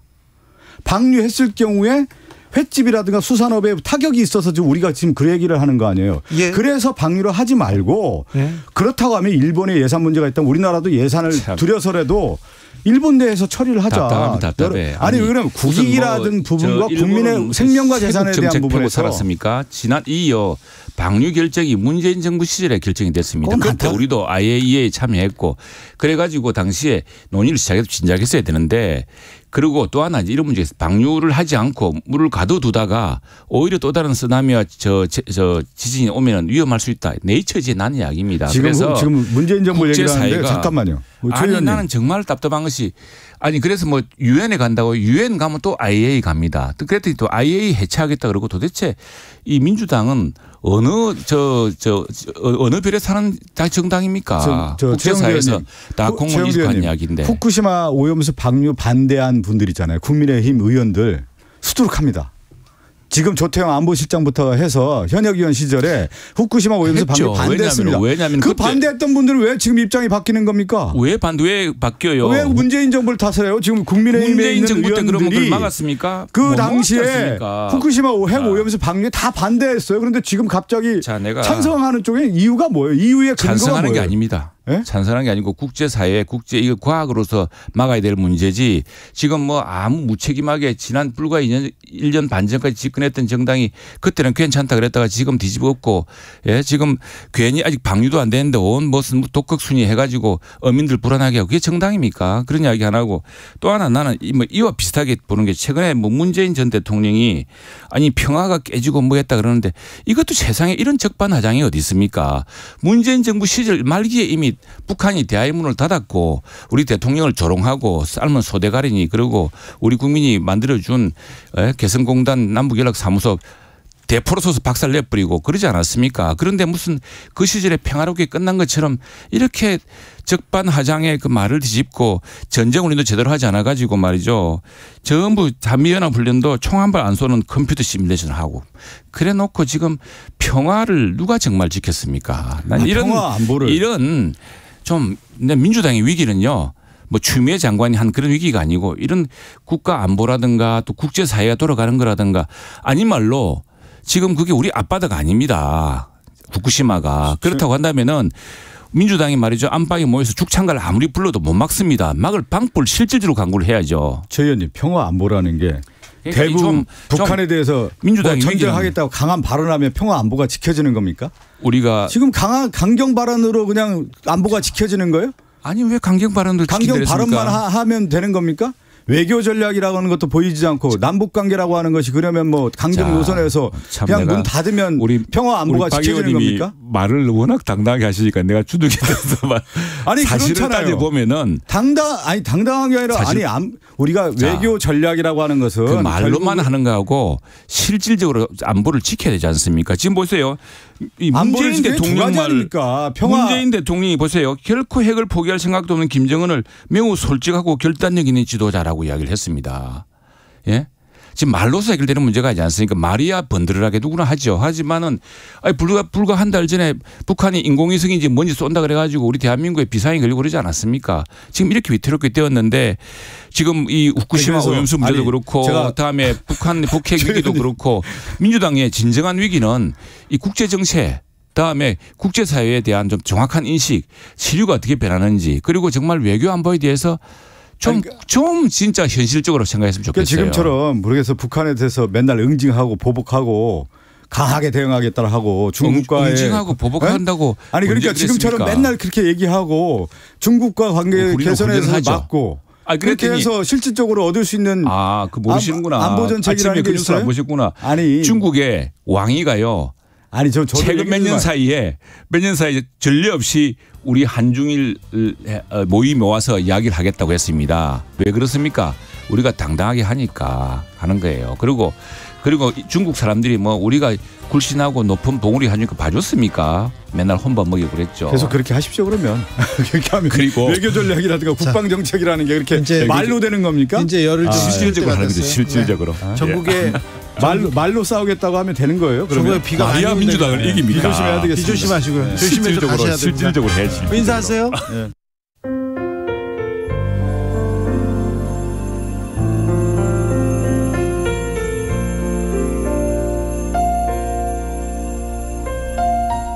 KBS 라디오 연중기획 희망충전 대한민국 541번째 이야기. 안녕하세요. 아나운서 이현주입니다. 12살 혜선이는 태어나서부터 지금까지 할머니를 엄마라고 부릅니다. 게임 중독으로 병원에 있는 아빠와 혜선이를 낳은 후 연락이 끊긴 엄마. 그 후로 할머니는 식당 일을 하며 혜선이를 키워왔는데요. 하지만 얼마 전 할머니에게 안 좋은 소식이 전해졌습니다. 갑상선암이 재발했고 뇌동맥에 있는 4개의 꽈리가 언제 터질지 몰라 위험하다는 진단을 받은 건데요. 시한폭탄과도 같은 몸 상태에 하던 식당 일도 접으며 생활고는 더 심해졌습니다. 병원비도 걱정이지만 어린 혜선이만 두고 먼저 떠나게 되진 않을까 늘 불안한 할머니. 할머니는 오늘도 가여운 손녀딸을 바라보며 눈물을 닦습니다. 하루하루 걱정 속에 사는 혜선이와 할머니에게 희망을 선물해 주세요. 여러분의 따뜻한 손길이 희망의 빛이 됩니다. ARS 060-700-1580 060-700-1580 한 통화 3,000원으로 희망을 선물해 주세요. KBS 라디오 연중기획 희망충전 대한민국은 초록우산 어린이재단, 인탑스 주식회사 그리고 청취자 여러분과 함께합니다. ARS 060-700-1580 한 통화 3,000원입니다.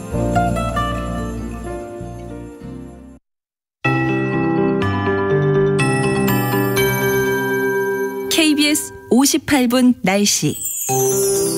오늘과 내일 강하고 많은 비가 예보되면서 전국에 산사태 위기경보가 다시 주의 단계로 발령됐습니다. 비구름이 전국을 뒤덮은 가운데 수도권과 충청권에 비가 집중되고 있고요.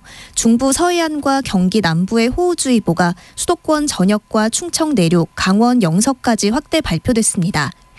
내일 오전까지 전국에 비가 내린 뒤 오후부터 맑아질 텐데요. 대부분 50에서 100, 동해안과 일부 경상권 남부는 20에서 60mm가 오겠고요. 수도권과 제주도는 150mm 이상, 강원 내륙과 충청권, 전북에도 120mm가 넘게 오는 곳이 있겠습니다. 특히 야간에 빗줄기가 강해지겠습니다. 중부지방과 경북 북부 내륙은 오늘 밤부터 내일 새벽 사이, 전라권은 내일 새벽이 가장 주의가 필요한 시간대고요. 새벽부터 아침 사이엔 경남 서부 남해안과 제주도에 비가 집중되겠습니다. 시간당 30에서 60, 새벽엔 일부 지역에 70mm 이상 쏟아질 것으로 보이는데요. 하천변이나 지하차도 등 침수에 취약한 지역은 접근을 피하시는 게 좋겠습니다. 내일 낮부터는 비가 그치고 볕이 뜨겁겠습니다. 한낮에 서울과 대전, 광주 30도, 강릉, 대구 32도로 오늘보다 기온이 높겠습니다. 지금 서울의 기온은 25.2도입니다. 박다유입니다.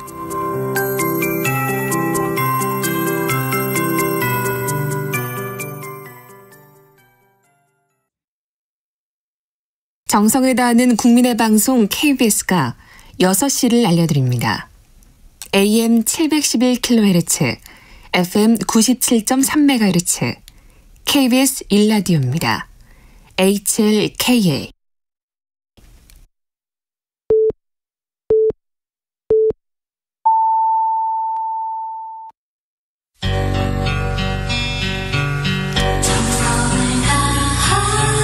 정성을 다하는 국민의 방송 KBS 주진우 라이브.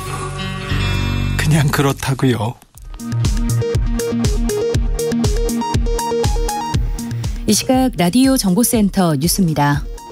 수도권과 충청 지역에 호우주의보가 내려진 가운데 행정안전부는 중대본 1단계를 가동하고 풍수의 위기경보 수준을 관심에서 주의 단계로 상향했습니다. 산림청도 전국에 산사태 위기경보 주의 단계를 발령했습니다. 국제원자력기구 IAEA는 후쿠시마 제1원전 오염수 방류 계획이 국제안전기준에 부합한다고 밝혔습니다. IAEA 그로시 사무총장은 오염수 방류가 환경에 미치는 영향은 미미할 것이라고 말했습니다. 부산에서 40대 여성이 2015년에 신생아를 유기했다고 진술해 경찰이 수사에 나섰습니다. 현재 경찰이 수사 중인 사건만 나흘 사이 79건에서 193건으로 늘었고 숨진 아이는 12명이 확인됐습니다. 정부가 올해 경제성장률 전망치를 기존 1.6%에서 1.4%로 0.2%포인트 낮췄습니다. 수출이 예상보다 더 부진할 거란 이유에서입니다. 올해 소비자 물가 상승률은 3.3%로 전망했습니다. 지금까지 라디오 정보센터 조진주였습니다.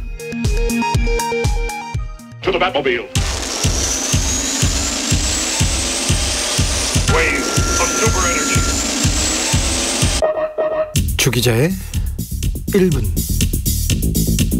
일본 후쿠시마 오염수의 안전성 강조하면서 국민의힘 의원들이 노량진 수산시장 방문했습니다. 그런데요, 수산시장에서 수돗물을 떠서 마셨어요.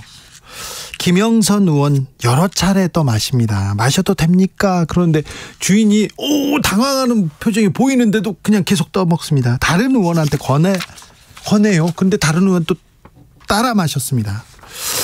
오늘 기자들이 수돗물 마시는 거 이거 보여주기식 행태라는 비판이 있다 이렇게 묻자 김영선 의원은요.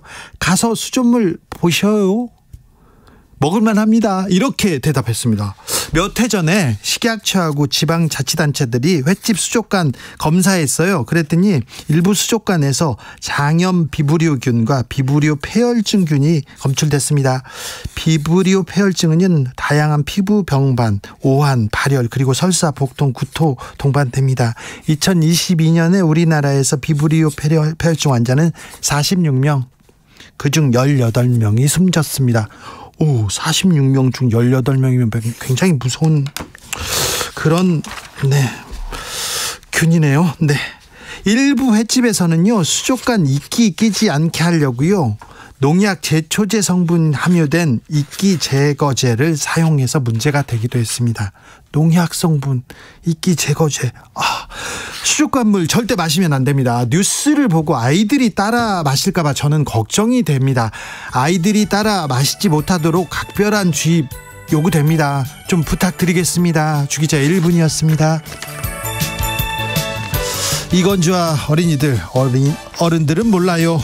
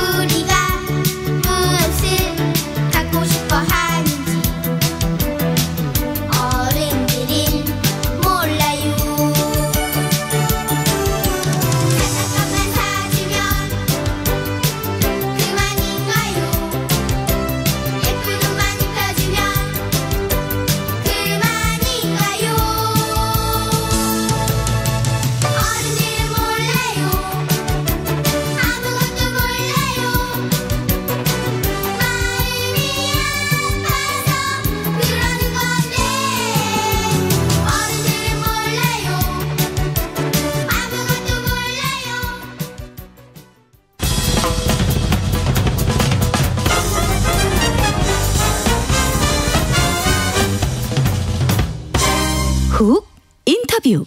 이 당은 부패했다. 저 당은 무능하다. 이 당도 저 당도 싫다. 신당이 답이다. 제3의 물결 목소리 커집니다. 내년 총선 앞두고 신당 창당 움직임도 속도 납니다. 민주당 내에서도 그렇고요. 국민의힘 내에서도 그렇습니다. 자, 제3당 깃발 가장 먼저 들고 나오신 분입니다. 한국의 희망 창당 준비위원장 양양자 무소속 의원 모셨습니다. 어서 오세요. 예, 안녕하십니까. 불러주셔서 너무 감사합니다. 아닙니다. 네. 네. 자, 창당 준비는 잘 돼가고 있습니까? 예, 계획대로 잘 돼가고 있고 워낙 오랫동안 준비를 했기 때문에 네. 예, 로드맵에 맞춰서 잘 하고 있습니다. 계획대로 오랫동안 준비했다. 네. 왜 3당이 필요한 겁니까? 3당이 필요한 것이 아니고 지금 보시면 이제 정치적 한계에 다다른 거죠. 아, 양당 제도가? 양당 제도도 그렇고 이제 근본을 좀 봐야 되는데 우리가 지금 대한민국이 도약할 시기입니다. 네. 그죠? 근데 도약을 해야 되는데 지금 도약을 못 하고 있는 상황이죠. 그게 지금요. 우리만 네. 정체된 것 같아요. 그렇죠. 일본도 달리고 미국은 더 잘 달리고 인도, 다 달리는데. 네, 그렇죠. 다 달리고 있는데 우리만 정체된 이유가 네. 이게 한계에 다다른 정치 때문에 그랬다. 정치 때문에. 근데 그 한계 거기엔 동의합니다. 그렇죠. 한계에 다다른 정치 때문에 이 보여지고 있는 사회 현상이 네. 극심한 사회 분열, 네. 극심한 진영 갈등, 극심한 양극화. 네, 그렇죠. 극심한 포퓰리즘, 네. 극심한 부정부패. 네. 이런 부분들이 보여지고 있거든요. 그런데 이 문제를 정치가 해결해야 되는 영역인데 네. 지금 정치의 한계가 와 있는 겁니다. 그러니까 이 열심히 안 해서가 아니라 우리가 올 수 있는 데까지 왔다. 네. 근데 이 한계를 어떻게 극복을 하느냐 문제거든요. 네. 그래서 우리가 이번에 캐치프레이즈로 이제는 건너가자라는 말씀을 그래서 드렸었고 그러면 어떻게 건너가자라는 말씀을 지금부터 드리겠습니다. 양양자가 그 한계를 극복해보겠다. 그래서 민주당으로 들어오신 거 아닙니까? 2016년도에 저를 영입한 이유가 예. 당시에 거의 난파선이었죠. 파도 앞에. 네. 민주당의 상황이. 그랬을 때 그것을 혁신해 보고자 영입한 사람이 바로 저죠. 그렇죠. 네. 그런데 와서 민주당에서 해보니까요. 당시에는 이 봉합하지 않고 혁신했었습니다. 그렇기 네. 때문에 제가 들어오고 나서 4번의 선거 승리를 이뤘죠. 예. 그 이후로 왜 저도 민주당이 이렇게까지 돼버렸는지가 안타까운 심정입니다. 의원님께서 국민의힘 반도체 산업 경쟁력 강화 특별위원장으로 가셨어요. 네. 근데 그 이후에 많은 비판 받으셨어요. 네, 그렇습니다. 네. 왜 그러냐면 이제 강성 지지층의 비판이라고 생각을 해요. 민주당 강성 지지층. 그렇죠. 정상적인 사유를 하는 분들의 비판은 전혀 아니라고 봅니다. 왜냐하면 반도체라고 하는 기술이 정당의 일도 아니고 이념에 갇힌 일도 아니고 정파의 일도 아니고 그것을 모두 초월한 대한민국을 위한 일인데 국회 300명 중에 유일하게 반도체 전문가라고 규정된 사람이 전데 그 일을 안 하면 누가 합니까? 여야 통틀어서. 그래서 저는 정당을 초월해서 했던 일인데 그럼에도 불구하고 이제 호남의 지역에서는 저를 배신자라고 하죠. 네. 광주 지역구잖아요. 네, 맞습니다. 호남에서 광주에서는 뭐라고 합니까? 광주에서도 정말 잘했다 이런 분들이 많고요. 많아요? 네, 근데 이제 강성 지지층 분들 중에서는 여전히 돌을 던지는 분들이 있습니다. 자, 호남에서 민주당을 바라보는 민심이 어떻습니까? 참 복잡한 심경이죠. 제가 매주 매주 금요일 내려가서 이제 주말을 지역에서 보내고 있는데, 이 매주 풍화모스를 돕니다. 저희 지역에. 그럴 때마다 이 민심이 악화되고 있는 것을 느껴요. 그러니까, 심기가 불편하다. 테레비를 보기가 싫다. 이제 나는 정치에 관심을 두지 않을란다. 언제까지 우리가 이렇게 민주당을 바라보면서 희망이 없는 절망을 느껴야 되나 이런 말씀 참 많이 하시고 계시고 그 결과로 양양자 의원 무소속으로 남아달라. 우리가 표를 줄 데가 없다. 마음을 줄 데가 없다. 이런 말씀들을 참 많이 하셨습니다. 자, 신당 창당한다고 하니까 호남에서 뭐라고 합니까? 우려 반 기대 반이신 거죠. 이제 근데 저의 삶의 궤적을 보면 아마 양양자니까 할 수 있다 이런 말씀들도 많이 하시고 왜냐하면 저희가 그 40년 전에 반도체를 처음 시작할 때 이 미국과 일본을 넘어서 세계 1위가 될 거라고 누구도 상상하지 못한 일이에요. 그러나 그 성공의 역사를 써왔기 때문에 양양자는 될 거다. 그리고 2016년도에 들어와서 제가 최고위원 선거 나간 거 아시죠? 네, 그때 당시에 이제 그 전 유은혜 부총리님하고 선거를 했는데 당시에도 다윗과 골리앗의 싸움이다. 말도 안 되는 이 최고위원 선거다라고 말씀들을 많이 하셨는데 결국 제가 더블로 이기는 그런 상황이었는데 왜 이길 수 있었냐? 당시의 시대적 소명은 민주당에서 바라볼 때 호남 없이 정권 교체가 안 되는 게 가장 절박함이었어요. 그런데 제가 이제 호남 출신이고 여성이고 기술을 다루는 과학기술계의 전 영입 인사로서 호남의 지지를 끌어오기 위한 가장 좋은 카드였던 거죠. 그래서 저는 선거할 때 전국 여성위원장 겸 최고위원을 뽑는데도 불구하고 여성을 강조하지 않았어요. 당시에 호남 없이 정권교체 없다. 저를 도구로 써달라 이렇게 말씀을 했죠. 그래서 유은혜와 양양자의 싸움이 아니라 호남과 유은혜의 싸움으로 제가 그런 구도가 그런 쪽으로 갔었고 제가 이길 수 있는 계기가 됐었습니다. 자, 신당 창당한다 했더니 삼성 주변에서는 뭐라고 합니까? 옛 동료들이 뭐라고 합니까? 옛 동료들은 당연히 응원을 하죠. 그리고 가능한 일이다라고 하고 기대를 많이 하고 있습니다. 그래요? 네. 최진석 카이스트 교수가 지금 한국의 희망에 가 있습니다. 네. 50석 이상 목표라고 하던데 현실성이 많이 떨어지는 것 같습니다. 기존의 문법과 기존의 틀과 기존의 인식과 생각 안에서 이게 보시면 현실성이 떨어진다고 분명히 말씀을 하시죠. 네. 그러나 우리는 처음에 당명을 2450당으로 할 정도로 정량적 분석 데이터를 가지고 시작을 합니다. 네. 그런데요.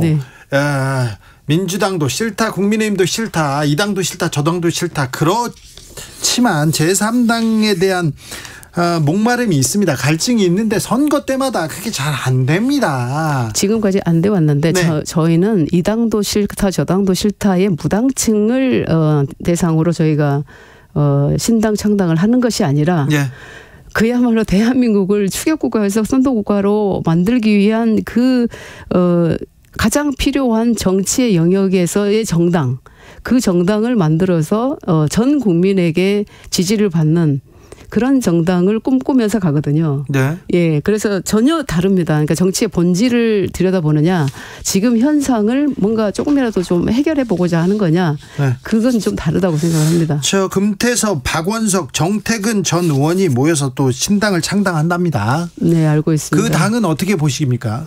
아직 당의 비전이나 가치와 철학이나 꿈이 보이지 않기 때문에 제가 뭐라고 평가를 할 수는 없지만 그 당은 비전이 보이지 않고 꿈이 보이지 않고 양양자당은 지금 꿈이 보입니까?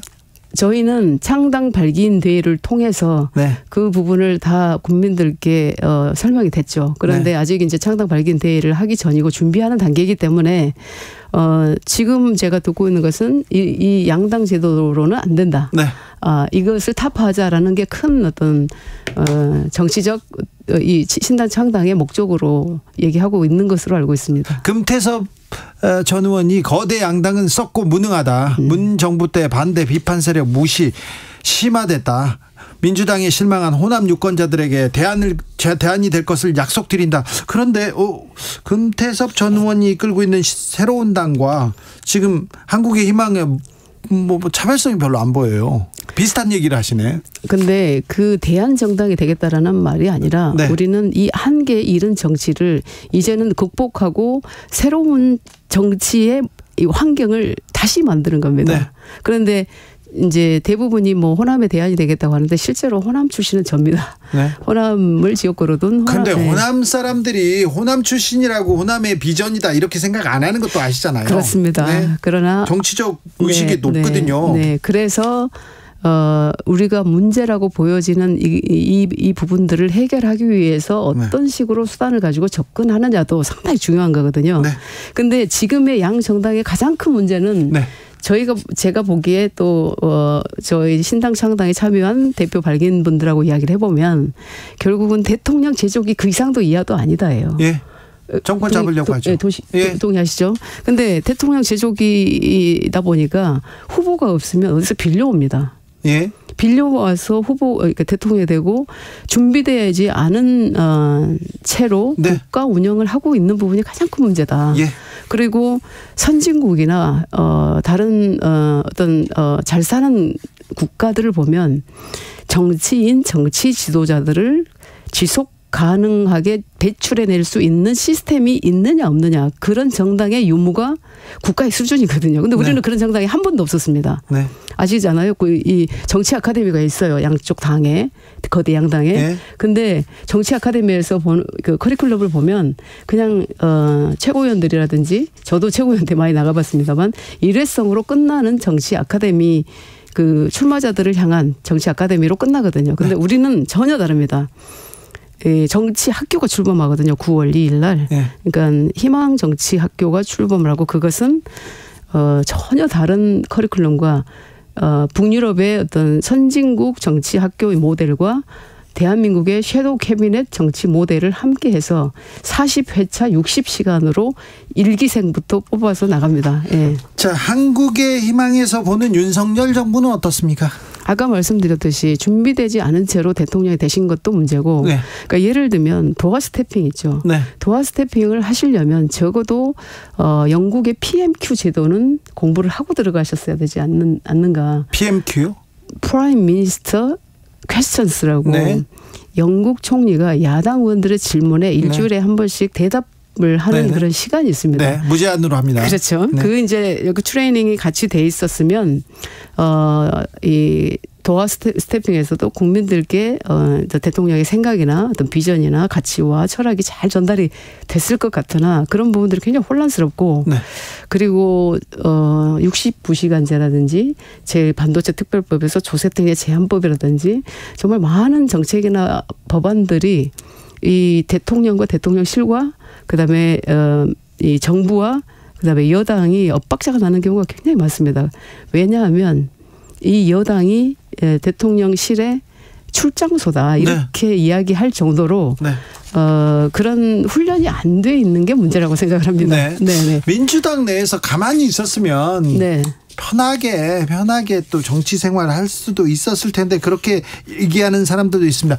민주당 내에서 개혁을 얘기하고 그리고 더 다른 그 변화를 얘기하는 거는 어려웠습니까?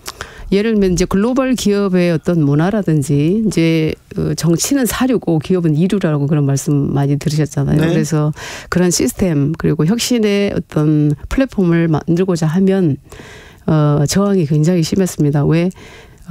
뭔가 새로운 것은 낯설고 낯설면 틀렸다고 하는 문화거든요. 민주당 내가요? 그렇죠. 그리고 저는 이제 파란 옷을 입고 왜 기업 얘기를 그렇게 하느냐 이런 얘기를 참 많이 들었고. 민주당도 그런 얘기는 하는 사람이 있어야 될 거 아니에요?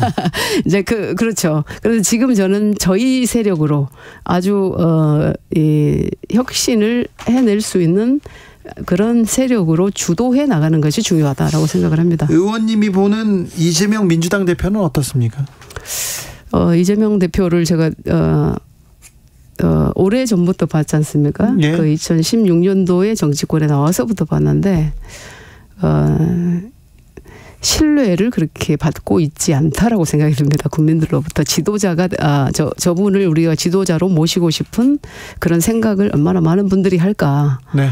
그것이 가장 큰 문제이지 않을까라는 생각이 듭니다. 그리고 사법 리스크 앞에 계시는데 저 같으면 모든 책임은 제가 지겠습니다. 민주당이 문제가 아니고 제가 이 책임은 지고 가겠습니다라는 말씀을 하셨을 때가 가장 지도자다운 모습이 아닐까. 불체포 특권의 뒤에 숨지 마시고 네. 이번에 이제 불체포 특권을 포기하시겠다고 했는데 굉장히 늦은 감이 있지 않나 싶습니다. 네. 최근에는 또 친명과 친문이 충돌한다 이런 얘기도 있습니다. 네, 오래됐습니다. 아 그래요? 네, 아주 오래된 이야기입니다. 그것도. 친문이 왜 친명하고 이렇게 충돌할 그거는 역사를 거슬러 올라가 보면 이재명 후보와 문재인 후보가 이 경쟁을 했었습니다. 네. 당시에 그렇죠. 귀를 열고 들을 수 없는 이 이야기들이 오갔거든요. 제가 그 현장에도 있었었고, 그래서 도저히 합쳐질 수 없는 그런 상황들을 만들었던 게 아마 첫 번째 이유였던 것 같습니다.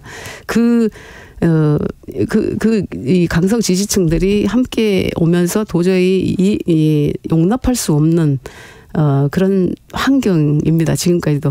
예. 추미애 전 장관의 최근 발언은 어떻게 보세요?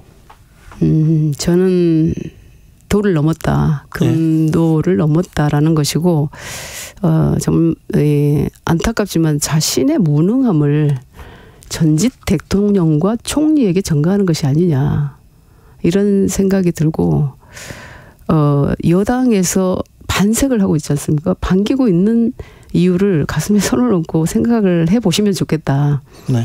근데 이제 궁극적으로 지금 뭐 호남의 전직 중진 의원님들 이제 올드보이의 귀환이라는 얘기들도 많이 들리는데 거기에 편승하고자 하는 생각이 아니신가라는 네. 생각이 듭니다. 알겠습니다. 네. 0118님께서 의원님 한국의 희망이 아니라 호남의 희망을 표방하는 건 아니죠? 이렇게 물어보고요. 저희 그 5개 지역이 서울, 경기, 그다음에 충남, 광주, 부산입니다. 네, 알겠습니다. 전국 정당입니다. 예. 2081님께서 처음에는 다 그렇게 희망을 가지고 시작합니다. 부디 열심히 해주시길 바랍니다. 얘기합니다. 제3의 길 신당에 대한 기대감은 높습니다. 그런데 네. 한국 정치에 진짜 희망이 될 수 있을까요? 그럼요. 100% 저는 가능하다고 보고 네. 그것을 증명해내는 일이 우리한테 첫 번째 시도의 그 숙제인데요. 네, 숙제고 낯설지만 가능하다고 보여집니다. 그래요. 오늘 저희 그 아주 가까운 저희 기자 출신 지인이 네. 이런 이야기를 보내주더라고요. 삶의 예측 불가능성은 네.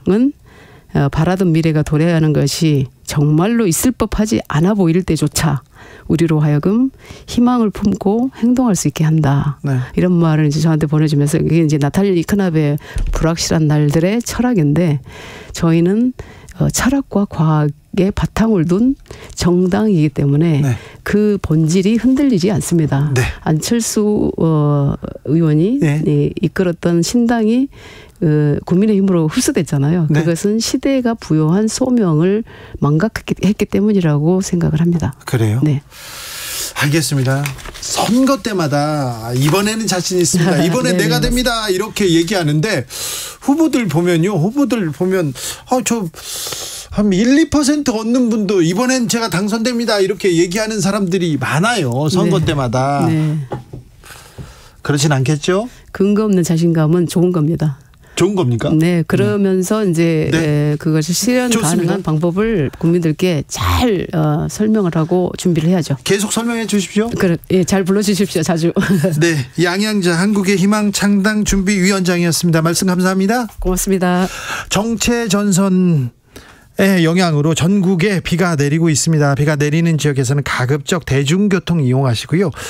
웬만하면 밖에 안 나갔으면 좋겠는데 부득이하게 운전할 때는요. 안전거리 확보하시고 꼭 안전 운행해 주십시오. 정치 피로, 사건 사고로 인한 피로, 고달픈 일상에서 오는 피로. 오늘 시사하셨습니까? 경험해보세요. 들은 날과 안 들은 날의 차이. 여러분의 피로를 날려줄 저녁 한 끼 시사 추진우 라이브.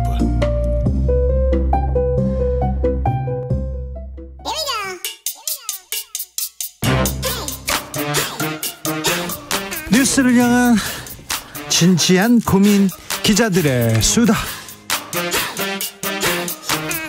라이브 기자실을 찾은 오늘의 기자는 은지혁이요. 시사인 김은지입니다. 오늘 준비한 첫 번째 뉴스부터 가봅니다. 네, 집회 시위 요건 및 제재 강화가 투표 안건으로 올라왔었습니다. 투표 안건이 어디 투표죠? 네, 대통령실이 국민참여토론이라고 하는 형식으로 홈페이지에 올렸는데요. 네. 어제까지 투표가 되었고 종료되었습니다. 이것도 많이 참여했습니까? 네, 전체적으로 많이 참여했다라고 볼 수도 있고 숫자는 판단하기 나름인데요.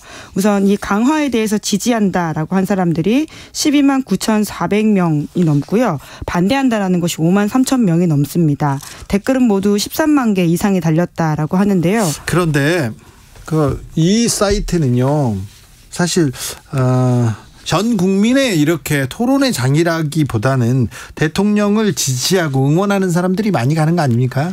뭐 여러 가지로 이제 관심을 끌었기 때문에 반대하시는 분들도 의사를 표명한 것으로 보이긴 하지만요. 네. 말씀처럼 한겨레 신문에서 이런 보도를 했는데요. 대통령실 시민사회수석실 소속 행정관들이 직접 투표 동료 메시지를 내기도 했었다라고 해서 찬성 쪽으로 이제 그쪽이 좀 많이 온 게 아니냐라는 지적이 나오고 있는데요. 그래서 앞으로 또 밀어붙인답니까?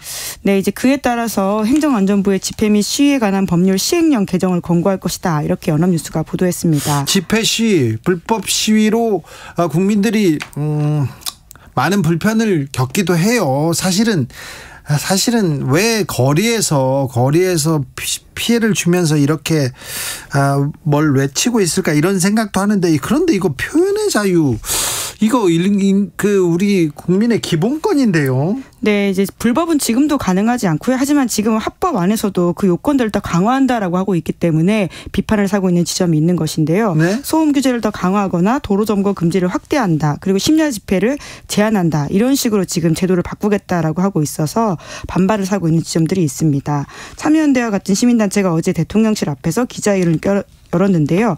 이러한 주장을 했습니다. 집회는 불편을 끼치는 것을 본질적인 속성으로 하고 있는데 이것을 핑계로 규제 강화에 찬반을 묻는 것은 집회 규제 강화를 합리화하려는 여론몰이다. 이렇게 지적을 하면서요. 민주적 기본권을 후퇴시키는 행위다라고 비판했습니다. 네. 이에 대해서 대통령실 쪽 입장도 말씀드려야 될 것 같은데요. 집회 시위를 통한 표현의 자유는 얼마든지 보장해야 된다. 이렇게 말을 하긴 했습니다.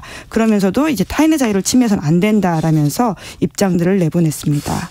표현의 자유는 보장한다. 타인의 자유를 범해서는 안 된다. 이렇게 얘기합니다. 다음 뉴스로 가봅니다. 네, 조현천 전 기무사령관이 보석으로 풀려났습니다. 이 기무사령관이 구속 3개월 만에 풀려났어요. 네, 법원에서 보석 청구를 인용한 건데요. 조건이 달려있긴 합니다. 법원이 지정하는 일시와 장소에 출석하고 증거를 인멸하지 않겠다. 네. 이런 것들이고요. 보증금 5천만 원. 예, 그렇습니다. 그 혐의가 직권남용 및 정치 관여 혐의인데요. 군인이 정치에 관여했지 않습니까? 군인이 정치에 관여돼서 부당하게 개입하면 이건 쿠데타다. 이렇게 누가 얘기했냐면요. 윤석열 검사가 얘기했어요. 네, 이제 물론 지금 이제 혐의를 다투고 있기 때문에 당사자는 이를 부인하고 있는 상황이긴 합니다. 하지만 검찰 수사에 따르면 조 전 사령관이 2016년에 기무사 요원들을 동원해서 박근혜 전 대통령 지지 집회를 열었고 언론 등에 박근혜 전 대통령 지지 칼럼과 광고를 게재하도록 했던 지시를 했다라고 하는 것이고요. 선거에도 개입했어요. 네, 한국자유총연맹이라고 여기 해당 선거에 기무사 요원들에게 관련 보고서를 작성하도록 지시했다라는 의혹도 사고 있습니다. 아무튼 이분이 출국해가지고 해외를 출국했죠. 도망가가지고 수사가 멈췄는데 오자마자 구속됐습니다. 그런데 보석됐습니다. 보석으로 나갔어요. 네, 5년 동안 밖에 있었거든요. 수사가 진행되니까. 그런데 지난 3월에 돌연 귀국한 바가 있어서 박 기자 왔죠. 예, 관련 소식을 제가 전해드린 바가 있는데요. 그리고는 바로 구속됐는데 이번에 3개월 만에 풀려났다라고 하는 것인데요. 그런데 이 사건 그러면 어떻게 됩니까? 네, 지금 이제 핵심이라고 할 수 있는 건 말씀하신 것처럼 개헌 문건 의혹과 관련돼 있는 부분인데요. 네? 그게 내란 음모 혐의라고 할 수 있습니다. 그런데 이 부분은 아직도 검찰이 수사하고 있다라고 해서 이번 구속영장 혐의엔 들어가 있지 않거든요. 아니, 내란 음모가 가장 큰 혐의 아닙니까? 네, 이제 그런데 지난 4월달 이제 구속 기소한 이후에도 수사에 진척이 없다 이런 비판들이 있는데요. 별 의지가 없어 보여요. 네, 그 검찰은 조 전 사령관에 대해서 구속 이후에는 한 차례밖에 조사하지 않았다 이런 보도가 나오고 있는데요. 의지가 없어요. 네, 이에 대해서는 검찰은 일부 조사를 진행하지 않았다라는 보도에 대해서는 구체적으로 신분을 밝히긴 어렵지만 관련자 조사를 계속하고 있다 이렇게 반박하긴 했습니다. 네. 마지막으로 만나볼 이야기는요? 네, 프랑스 전역에서 시위가 일어나고 있습니다. 네. 한 사건이 불을 당긴 건데요. 그러니까요. 예, 프랑스판 조지 플로이드 사건이다라고 할 수 있는 사건입니다. 네. 알제리계 소년 나엘 메르주크가 목숨을 잃었는데 이 숨진 소년은 교통법규 위반을 했는데 여기에 경찰이 검문을 했고 거기에 피해 달아나다가 총격을 당했습니다. 네. 그러다 보니까 여러 가지로 이 영상들이 프랑스 전역에 충격을 주고 있다라고 할 수 있는데 특히나 이제 인종에 따라서 굉장히 경찰 신문이 가혹하게 일어나고 있는 게 아니냐라는 지적도 나오고 있습니다. 실제로 프랑스에서 이렇게 조사한 바에 따르면요. 흑인 또는 아랍계 남성 청년이 다른 인구 집단보다 검찰에 검문을 당할 확률이 최소 20배 이상 높다. 이런 조사도 있고요. 네. 2020년 이후에 교통 검문 중에 사망한 사람이 21명인데 대부분이 이민자라고 합니다. 예. 그러다 보니까 이제 프랑스 사회의 이민자에 대한 구조적인 차별이 이러한 폭발적인 폭력 시를 낳고 있다라는 지적도 나오고 있습니다. 이게 매우 민감한 부분입니다. 프랑스에서. 그래가지고 지금 굉장히 흥분한 상태입니다. 네, 이제 지금 많은 사람들이 체포되기도 했었고 아주 이제 큰 시위가 일어나긴 했는데요. 다행히 지금은 좀 그 열기가 약간 소강된 상황이다라는 이야기가 나오고 있는데 하지만 이게 근원적으로 갈등 요소가 사라진 게 아니기 때문에요. 여전히 어떻게 될지 모른다라고 하는 걱정들이 나오고 있습니다. 특히나 이제 시위대가 경찰만 공격한 게 아니라요. 소방서, 시청사 이런 각 지역의 공공기관들을 공격했고 시장의 집까지 갔더라고요. 네, 뿐만 아니라 학교와 도서관도 집중적으로 공격을 했는데요. 이번 시위의 특징이다라는 분석이 나오고 있습니다. 네. 특히 도서관에서 이제 책과 문서를 훼손했는데 아이고 이거는 프랑스에서는 매우 큰 범죄인데. 네, 이제 그런데 이제 이민자들이 이제 국가 시스템에 대한 공격 그리고 또 이제 계층 사다리로 오를 수 있는 기회에 대한 불만 이런 것들을 표출한 게 아니냐라는 지적들이 나오고 있는데요. 특히나 이 가디언이 OECD를 분석해서 인용한 보도에 따르면 프랑스의 빈곤한 동네에서 학교에 다니는 아이들은 다른 선진국에서보다 타고난 사회 경제적 배경에서 벗어날 가능성이 작다라고 해서요. 이번 시위에 특히 청년들이 많이 참여한 것도 이런 맥락이다라는 분석이 나오고 있습니다. 피해자인 나엘의 할머니가 폭력을 중단하라고 호소하기도 했어요. 네, 그렇습니다. 이제 일방적인 공격으로 치닫는 상황에 대해서는 오히려 유족들이 그 피해자의 죽음의 의미를 훼손한다라는 식의 목소리를 내기도 했었는데요. 네. 모든 것을 부수는 시위에 대해서 그만하라고 말하고 싶다.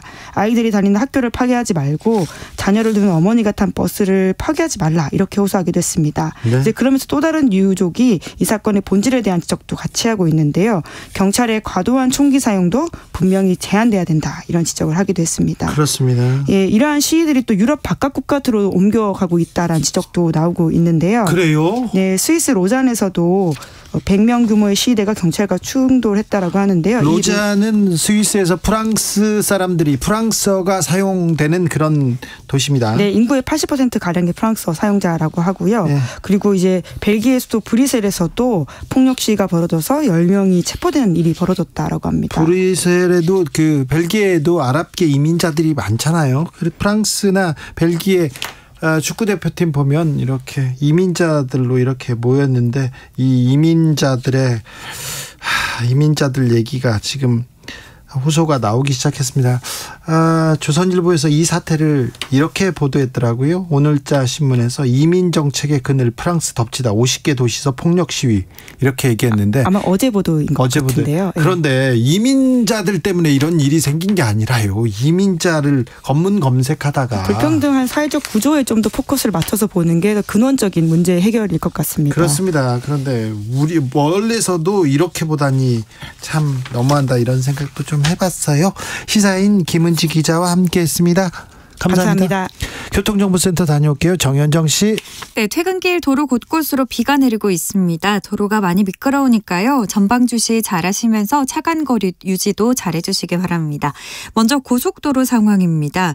퇴근길 정체가 평소보다 심한 편인데요. 서울 양양고속도로 서울 쪽으로 설악에서 화도까지는 15km 넘는 정체 보이고요.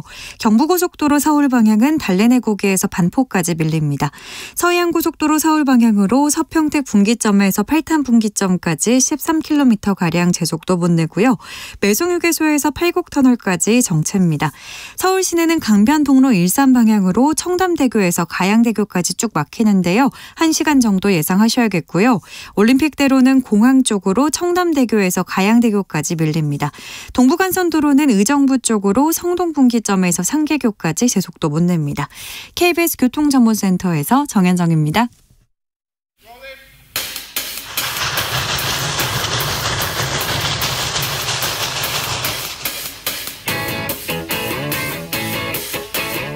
오늘도 열심히 돌아갑니다. 정치발전소 장앤창. 한국 정치평론계 최고수 두 분 모셨습니다. 장성철 공론센터 소장 어서 오세요. 네, 안녕하십니까. 장윤선 정치전문기자 어서 오세요. 네, 안녕하세요. 네, 민주당 소식부터 좀 물어봐야 되겠어요. 돈봉투 의혹의 핵심 인물로 지목된 송영길 전 대표의 전직 보좌관이 어제 구속됐습니다. 자, 돈봉투 사건은 어떻게 되는 건가요? 송영길 전 대표 요새 행보가 이상하다 이런 지적도 있던데. 네. 이상하다기보다는 매우 위험하다. 위험하죠. 라고 얘기를 하고 있어요. 하는 사람들 많습니다. 네, 전직 당대표인데 그래도. 네. 어찌됐든 그런데 민주당 내부 오늘 제가 취재를 해봤더니 어쨌든 검찰은 조만간 현역 의원들이 누군지를 특정을 하고 그걸 마무리를 소환하겠다. 한 다음에 차례로 불러서 네. 조사를 병행한다. 이제 이런 방침이 검찰 내부의 방침으로 정해진 것 같습니다. 네. 그런데 민주당 내부는 이렇게 별로 술렁이거나 네. 또 뭐 막 신경 쓰는 분위기는 아니라는 거예요. 돈봉투에 대해서는 또 무감해요? 왜냐하면 어찌됐든 지금 윤관석 의원 조사받고 나왔는데 네. 기소 안 됐다. 네. 그러고 노웅래 의원의 경우에도 돈봉투 부스럭부스럭 했는데 아직까지도 기소도 못하고 있다. 부스럭 소리도 지금 그 부스럭 소리가 아니다. 그런 지적 나옵니다. 들어봐야 된다. 예, 다른 부스럭이다라는 얘기도 나오고 있고 어찌됐든 검찰이 세게 민주당을 향해서 칼을 겨누었지만 뭐 그렇다고 해서 어쨌든 한동훈 장관이 국회 본회의장까지 와서 여기 당신들 말이야 범인들이 있는 것처럼 얘기를 했기 때문에 그냥 넘어갈 것 같지는 않고 거명을 하긴 할 것 같다. 현역 의원 아무개 이렇게 거명은 하고 망신은 줄 것 같은데 결과적으로 증거가 없어서 기소는 못하지 않겠냐. 그러니까 혐의가 있다라고 검찰은 계속 주장을 하겠으나 입증은 불가능할 거다. 이제 이렇게 보고 있는 것 같습니다. 네. 바람이죠. 보고 있는 것이 아니라. 그렇습니까? 그렇게 됐으면 좋겠다. 민주당에서는 사실 돈봉투 의혹에 대해서 얘기하는 사람이 별로 없어요. 송영길 전 대표 왜 그래? 이 얘기는 좀 합니다. 근데 현실적으로 여러 가지 뭐 정황상의 증거라든지 증언이라든지 뭐 녹취록이라든지 여러 가지가 있으니까 검찰에서 뭐 그냥 넘어가지는 않을 것 같아요. 지켜보시죠, 뭐. 그럴까요? 이것도 처음에 9,800이었다가 전체 지금 6,750으로 내려갔고 어쨌든 내부에서는 뭐 이런저런 얘기들이 많이 있으나 결국에는 다 이게 전문이고 들었다. 뭐 전문 증거고 전원이고 그렇기 때문에 예, 입증이 굉장히 어려울 거다. 어려운 수사다 이렇게 얘기를 하더라고요. 예. 네.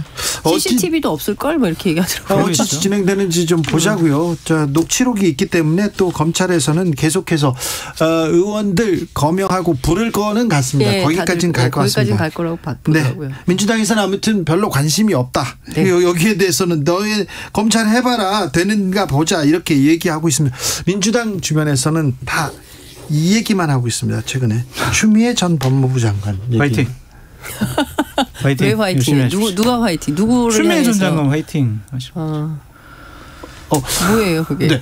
왜 화이팅이에요? 왜 지금 왜 이런 발언을 직접 전직 대통령과 왜 그랬을까요? 그러니까 이제 추미애 전 장관의 얘기가 있고요. 네. 그다음에 추미애 전 장관이 왜 그럴까를 바라보는 민주당 내부의 여러 가지 갈래가 있는데요. 들어봅시다. 어쨌든 첫 번째 추미애 전 장관은 이런 생각인 것 같아요. 추윤 갈등의 핵심은 그 검경 수사권 조정을 비롯한 검찰 개혁이었잖아요. 그러니까 당시에 본인이 주도해서 잘 하고 있었는데, 그리고 잘 하려고 했었는데, 그것이 윤석열 총장의 반발로 잘 안 됐던 문제들이 있었다. 이것이 사실은 당과 대통령의 도움이 있었다면 더 잘 될 수 있었는데 과정에서 본인이 꺾이게 됐다. 거기에서 상당한 아쉬움이 있다. 이제 이런 내용을 좀 얘기를 하는 것 같고요. 제가 러프하게 정리를 해서 무슨 얘기인지 잘 잡히지 않을 텐데 조만간 또 한번 정리해서 말씀을 드리고 이런 것 같고 민주당 내부에서는 정계복귀 과정으로 인식한다. 그렇죠. 예, 그리고 총선과 대선을 앞두고 윤석열의 대항마는 나다.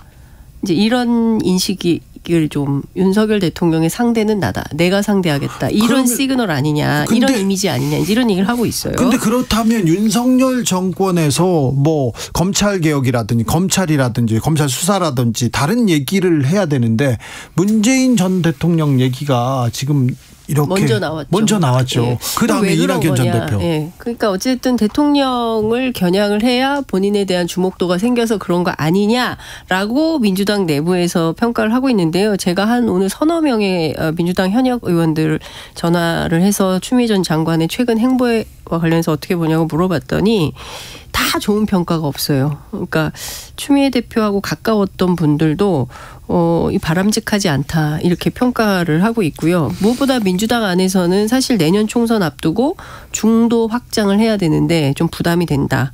그리고 추윤 갈등이 다시 소환되는 것도 부담스럽다.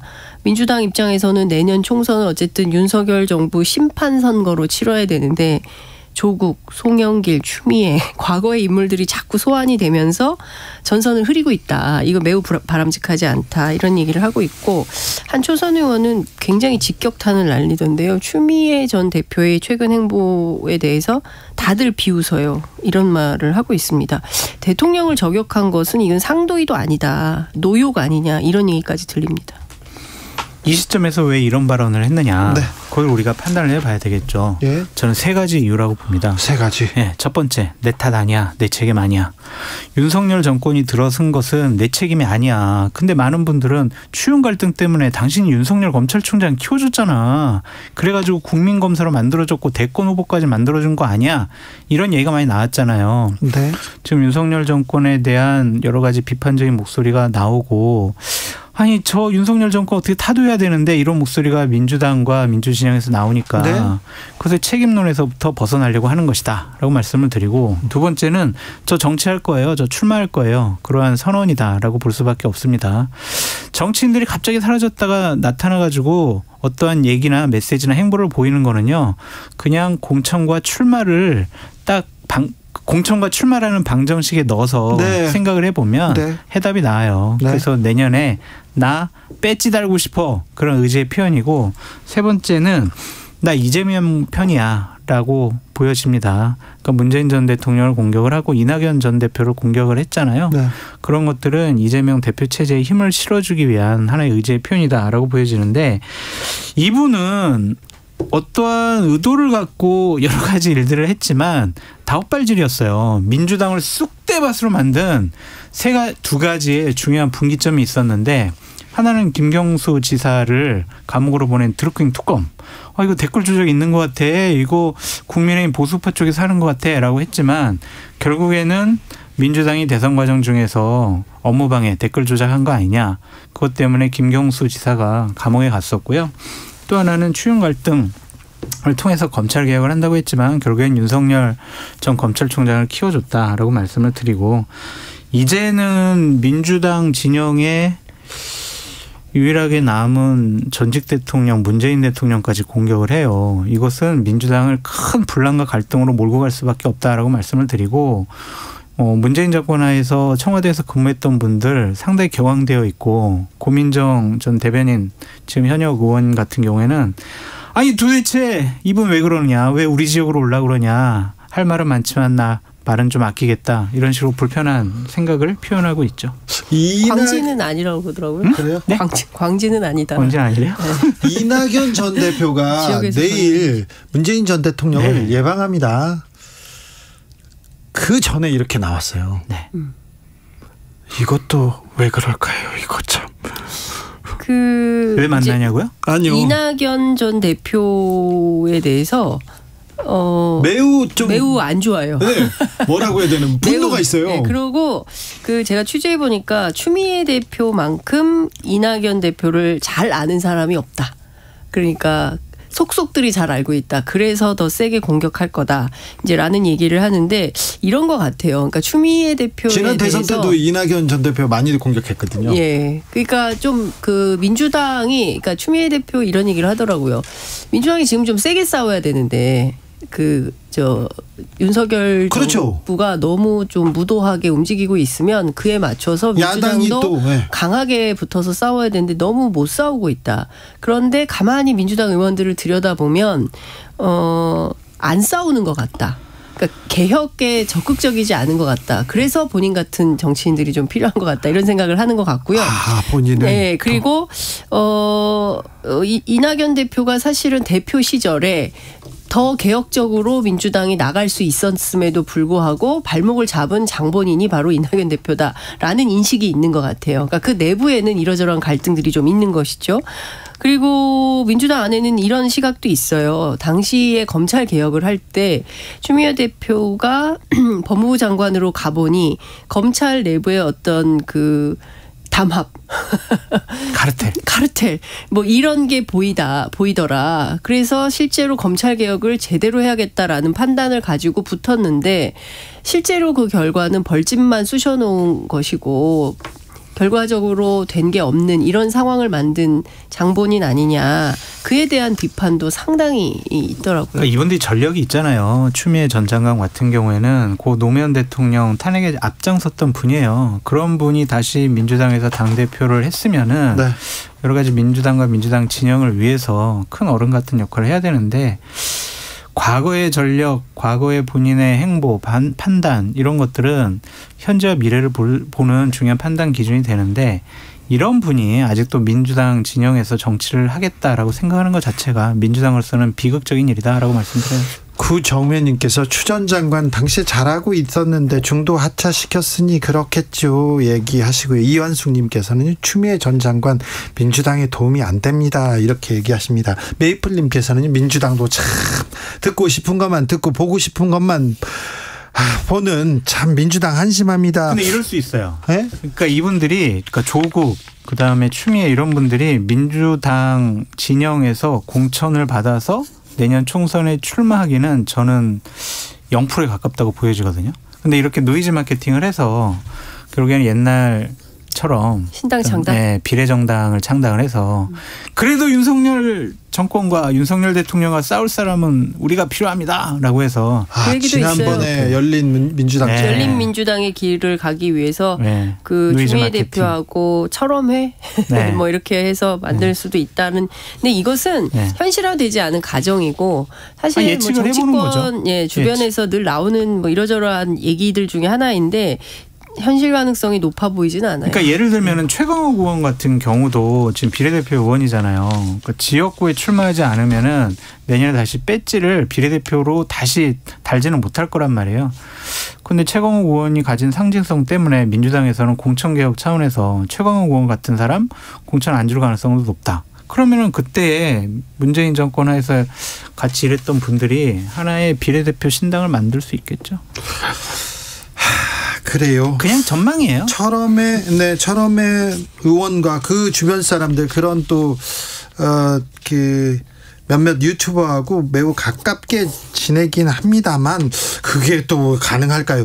어쨌든 추미애 전 장관이 나오면서 극우 개각 비판하다가 극우 개각 사라졌습니다. 오염수 문제도 조금 이렇게 좀 뒷전이고요. 그다음에 또 수능 논란은 아예 사라졌어요. 그래서 민주당에서 제기하던 이슈들이 민주당 뉴스로 지금 묻히고 있습니다. 이것보다 더 재밌는 게 없어요. 얘기하는 사람들도 있거든요. 그래서 국민의힘 주변에서는 표정 관리 중입니다. 그러니까 이분이 나와서 얘기를 하고 왕성한 활동을 보일수록 저 같은 이제 보수 참칭 패널도 옛날 일을 해가지고 비판할 가는 일들이 많이 있는 거죠. 그러니까 근데 이런 분들 옛날에 권력을 잡아왔잖아요. 근데 그 권력 잡았을 때 그렇게 썩 잘하지 못했다. 여러 가지 잘못된 일들을 많이 했다. 그런 평가를 받은 분들이 무슨 원한이 있어가지고 다시 정치를 하려고 하는지 저는 한번 했으면 안 했으면 좋겠어요. 그냥. 그런 분들 계속 지금 올해 하시겠다는데요. 내년 총선 앞두고 지금 올드보이의 귀환이라고 계속 나오고 있습니다. 엄청 많아요. 많은 분들이. 자, 친박실세 최경환 전 부총리, 이준석 전 대표랑 다 청년 정치인들 다 모여가지고 밥 먹더라고요. 그러면서 우리 보수 대통합해야 된다 목소리 내던데요. 나 공천조 뭐 이거 있죠. 뭐.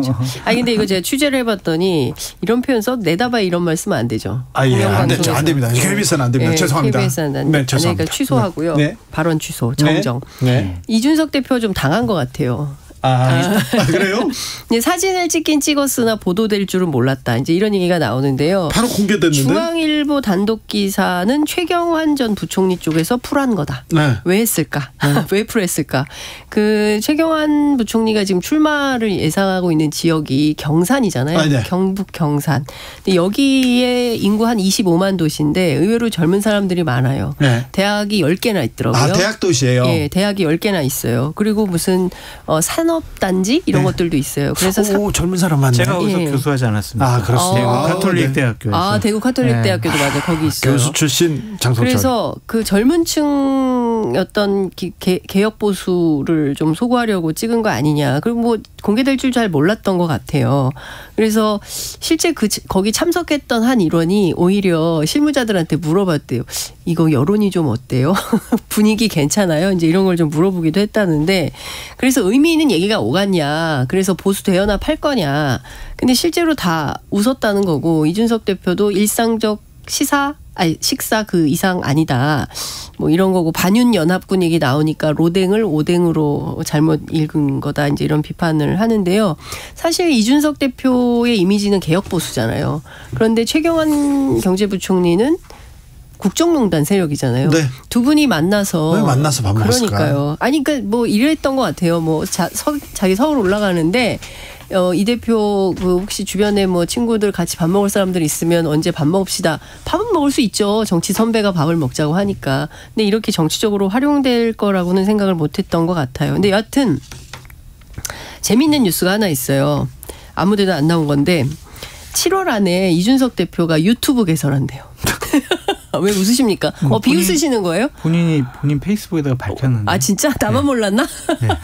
7월 안에 만들어서 이준석 TV 같은 거를 통해서 정치 현안에 대해서 얘기를 한다고 합니다. 참 국민의힘에서 참 싫어할 것 같네요. 윤석열 대통령 쪽에서도 참 싫어할 것 같아요. 뭐 지금까지 송영길, 홍익표 이렇게 만났는데 앞으로 추미애 장관도 만나고요. 그다음에 박지원 대표도 만나고요. 뭐 다양한 기획 토론이 준비 중에 있다고 하더라고요. 네, 그렇습니까? 네. 그런데요, 최근에 정치권 이번 주도 그렇고 지난주도 그렇고요. 굉장히 그 말이 거칠어집니다. 막말 인플레이션이란 얘기까지 나왔는데 정치권 막말 공방 너무 좀 아이들이 볼까봐 좀 두려워요. 부끄러웠어요. 네, 창피해요. 네.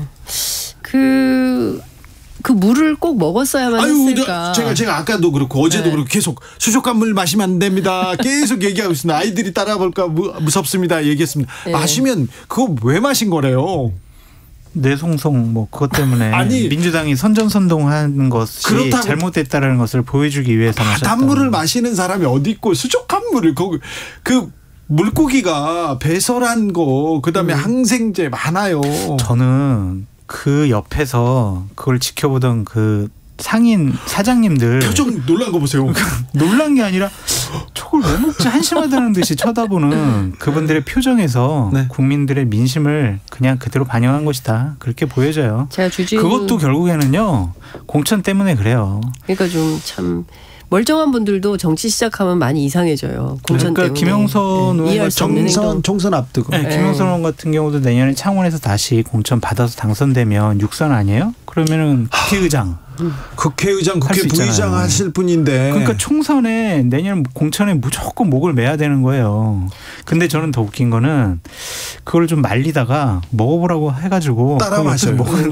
유성걸 의원도 더 웃겨요. 저는. 아니 먹어보시라고 그러니 권유하니까 또 안 먹을 수가 없어요. 처음에는 말렸다고요. 카메라가 막 돌아가고 이러는데 어떻게 안 먹겠어요. 오늘도 또 그래서 좀 한심해요. 오늘 기자들 만나서도 먹을만하다 이렇게 또 얘기하셨어요. 이게 계속 노량진 수산시장을 가니까 어찌됐든 뭐 매상은 올라서 좋을 것 같긴 한데 팔긴 하지만 그분들의 그런 어이없는 행동들에 대해서 국민들의 판단은 어느 지점에 있는지 좀 그걸 좀 생각하면서 노량진에 가셔야 되지 않을까라는 생각이 좀 듭니다. 어종에 따라서 수질을 다르게 관리한대요. 그래요. 대게용, 그다음에 활어용, 뭐 배설물 당연히 있고요. 특히 일부 횟집에서는요, 수족관에다 항생제 씁니다. 그러니까 그리고 먹으면 안 되는 이끼 제거, 이끼 제거제, 또 있습니다. 이게 참 답답합니다. 창피해요. 물 마시면 안 되죠. 안 돼요. 안 되고요. 또 그건 제가 물어봤어요. 노량진 수산시장 경영기획부에 취재했어요. 지금까지 여기 온 뭐 회사로 온 분들 중에 수조에 있는 물을 떠서 직접 마신 분이 있습니까? 없죠. 지금까지 그런 시민은 없었다.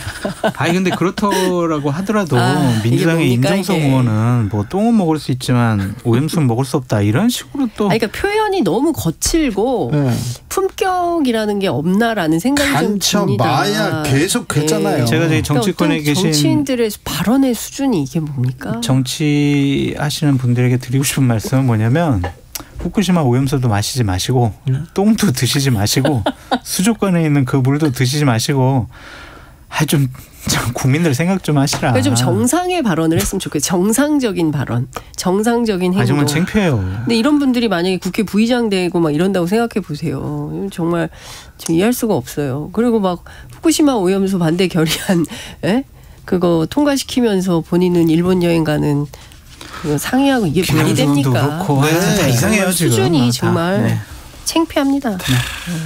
근데 계속 거칠어져요. 지난주에 비해서도. 그게 다 총선 앞두고 있어서 그래요. 그래서 상대를 나쁜 사람 프레임에 가둬놔야 본인들의 당이 국민들에게 선택받을 가능성이 높다라고 생각을 하니까 무조건 이제 공격을 하고 더 험한 말로 하고 에스컬레이터 되는 거예요. 계속. 제가 오늘 정치권 한 관계자한테 얘기를 들었는데 장제원 의원이 동료 의원한테 이런 말을 했대요.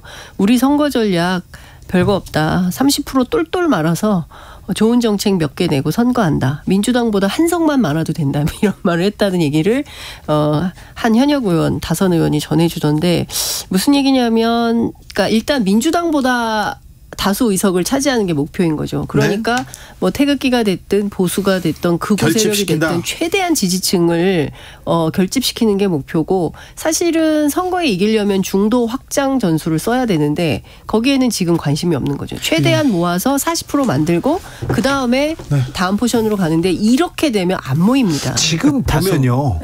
다수석이 왜 중요하냐면 한 석이라도 많으면 국회의장을 가져올 수 있어요. 그리고 또 상임위. 상임위 엄청 나거든. 그러니까 입법, 뭐 사법, 행정 다 손아귀에 질 수 있는. 그러니까 한석 싸움을 하는 거예요. 그런데 민주당이 지금 국민들이 조금 더 신경 써야 될 부분이 지금 언론인 것 같습니다.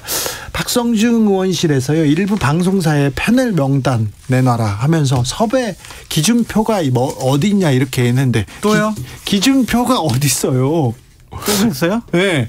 또 내셨어요. 박성중 의원이요? 네. 그럼 박성중 의원을 우리 주진우 라이브에서 불러가지고 그러니까 왜 그러시냐고. 아니요. 안 오세요. 왜 안 오세요? 저희가 와달라고 여러 번 요청했는데 안 오시더라고요. 제가 얘기할게요. 네? 제가 얘기할게요. 친하신가 보다. 아니 그런데 지금 계속해서 언론에 대해서 언론의 이 압박 나중에 언론 탄압이다 이런 비판으로 이어질 수 있거든요. 박성주 의원은 그거는 나중 일이다. 일단 나는 서초의 의원으로서 일단은 내가 방송 정상화에 선봉했으면 그 서초라는 지역에서 내가 3선을 할 수가 있다. 다시 공천을 받을 수가 있다. 검사들이 아무리 공천을 받으려고 해도 내가 방송 정상화에 선봉장 역할을 하면은 이건 정상화는 아니고요. 아니 본인들이 그렇게 얘기를 하잖아요. 그런데 그러니까 그 언어의 오염이에요. 언어의 이게 오염? 그렇죠. 정상이 뭐예요? 이게 지금 우리처럼 하는 게 이게 방송 정상이지. 패널들을 규정해서 뭐 파란색, 빨간색, 검정색으로 참칭이다 이런 칠해가지고 건 안 됩니다. 무슨 보수 참칭이라고 괜찮아요. 규정하고 그게 비정상인 거죠. 그걸 비정상이고 이게 정상인 건데 정상을 비정상으로 만들면서 정상화한다고 우기거나 주장하면 그게 이상한 거죠. 근데 국민들은 다 알아요. 그게 비정상인지. 그러니까 참. 근데 장성철 수장님 말대로 네. 이 정치인의 말, 행동 그 뒤에다는 공천이에요. 네, 배지 이렇게 넣어보면 거의 맞아요. 맞아요. 그냥 그 지역에서 공천 받으려고 하는 거예요. 왜냐하면 공천 받으면은 그 당선이잖아요. 확정이잖아요. 그렇죠. 3선이면은 여러 가지 일들을 할 수가 있겠죠. 중진 의원, 상임위원장 다 할 수 있잖아요. 가능성이 매우 높아집니다. 확정은 아니더라도. 그러니까요. 저는 그래서 저는 국민의 판단과 결정. 정치에 대한 관심, 네. 무관심하면 절대 안 됩니다. 그렇습니다. 예. 네. 주진우 라이브 꼭 보셔야 됩니다. 네, 잘 해보겠습니다. 청취율 조사 기간 맞죠? 네. 장성철, 장윤선 두 분 감사합니다. 감사합니다. 네, 저는 내일 다시 올게요. 게시판에 선물 받으실 분 선물 찾아가세요. 저는 내일 오후 5시 5분에 돌아옵니다. 지금까지 주진우였습니다.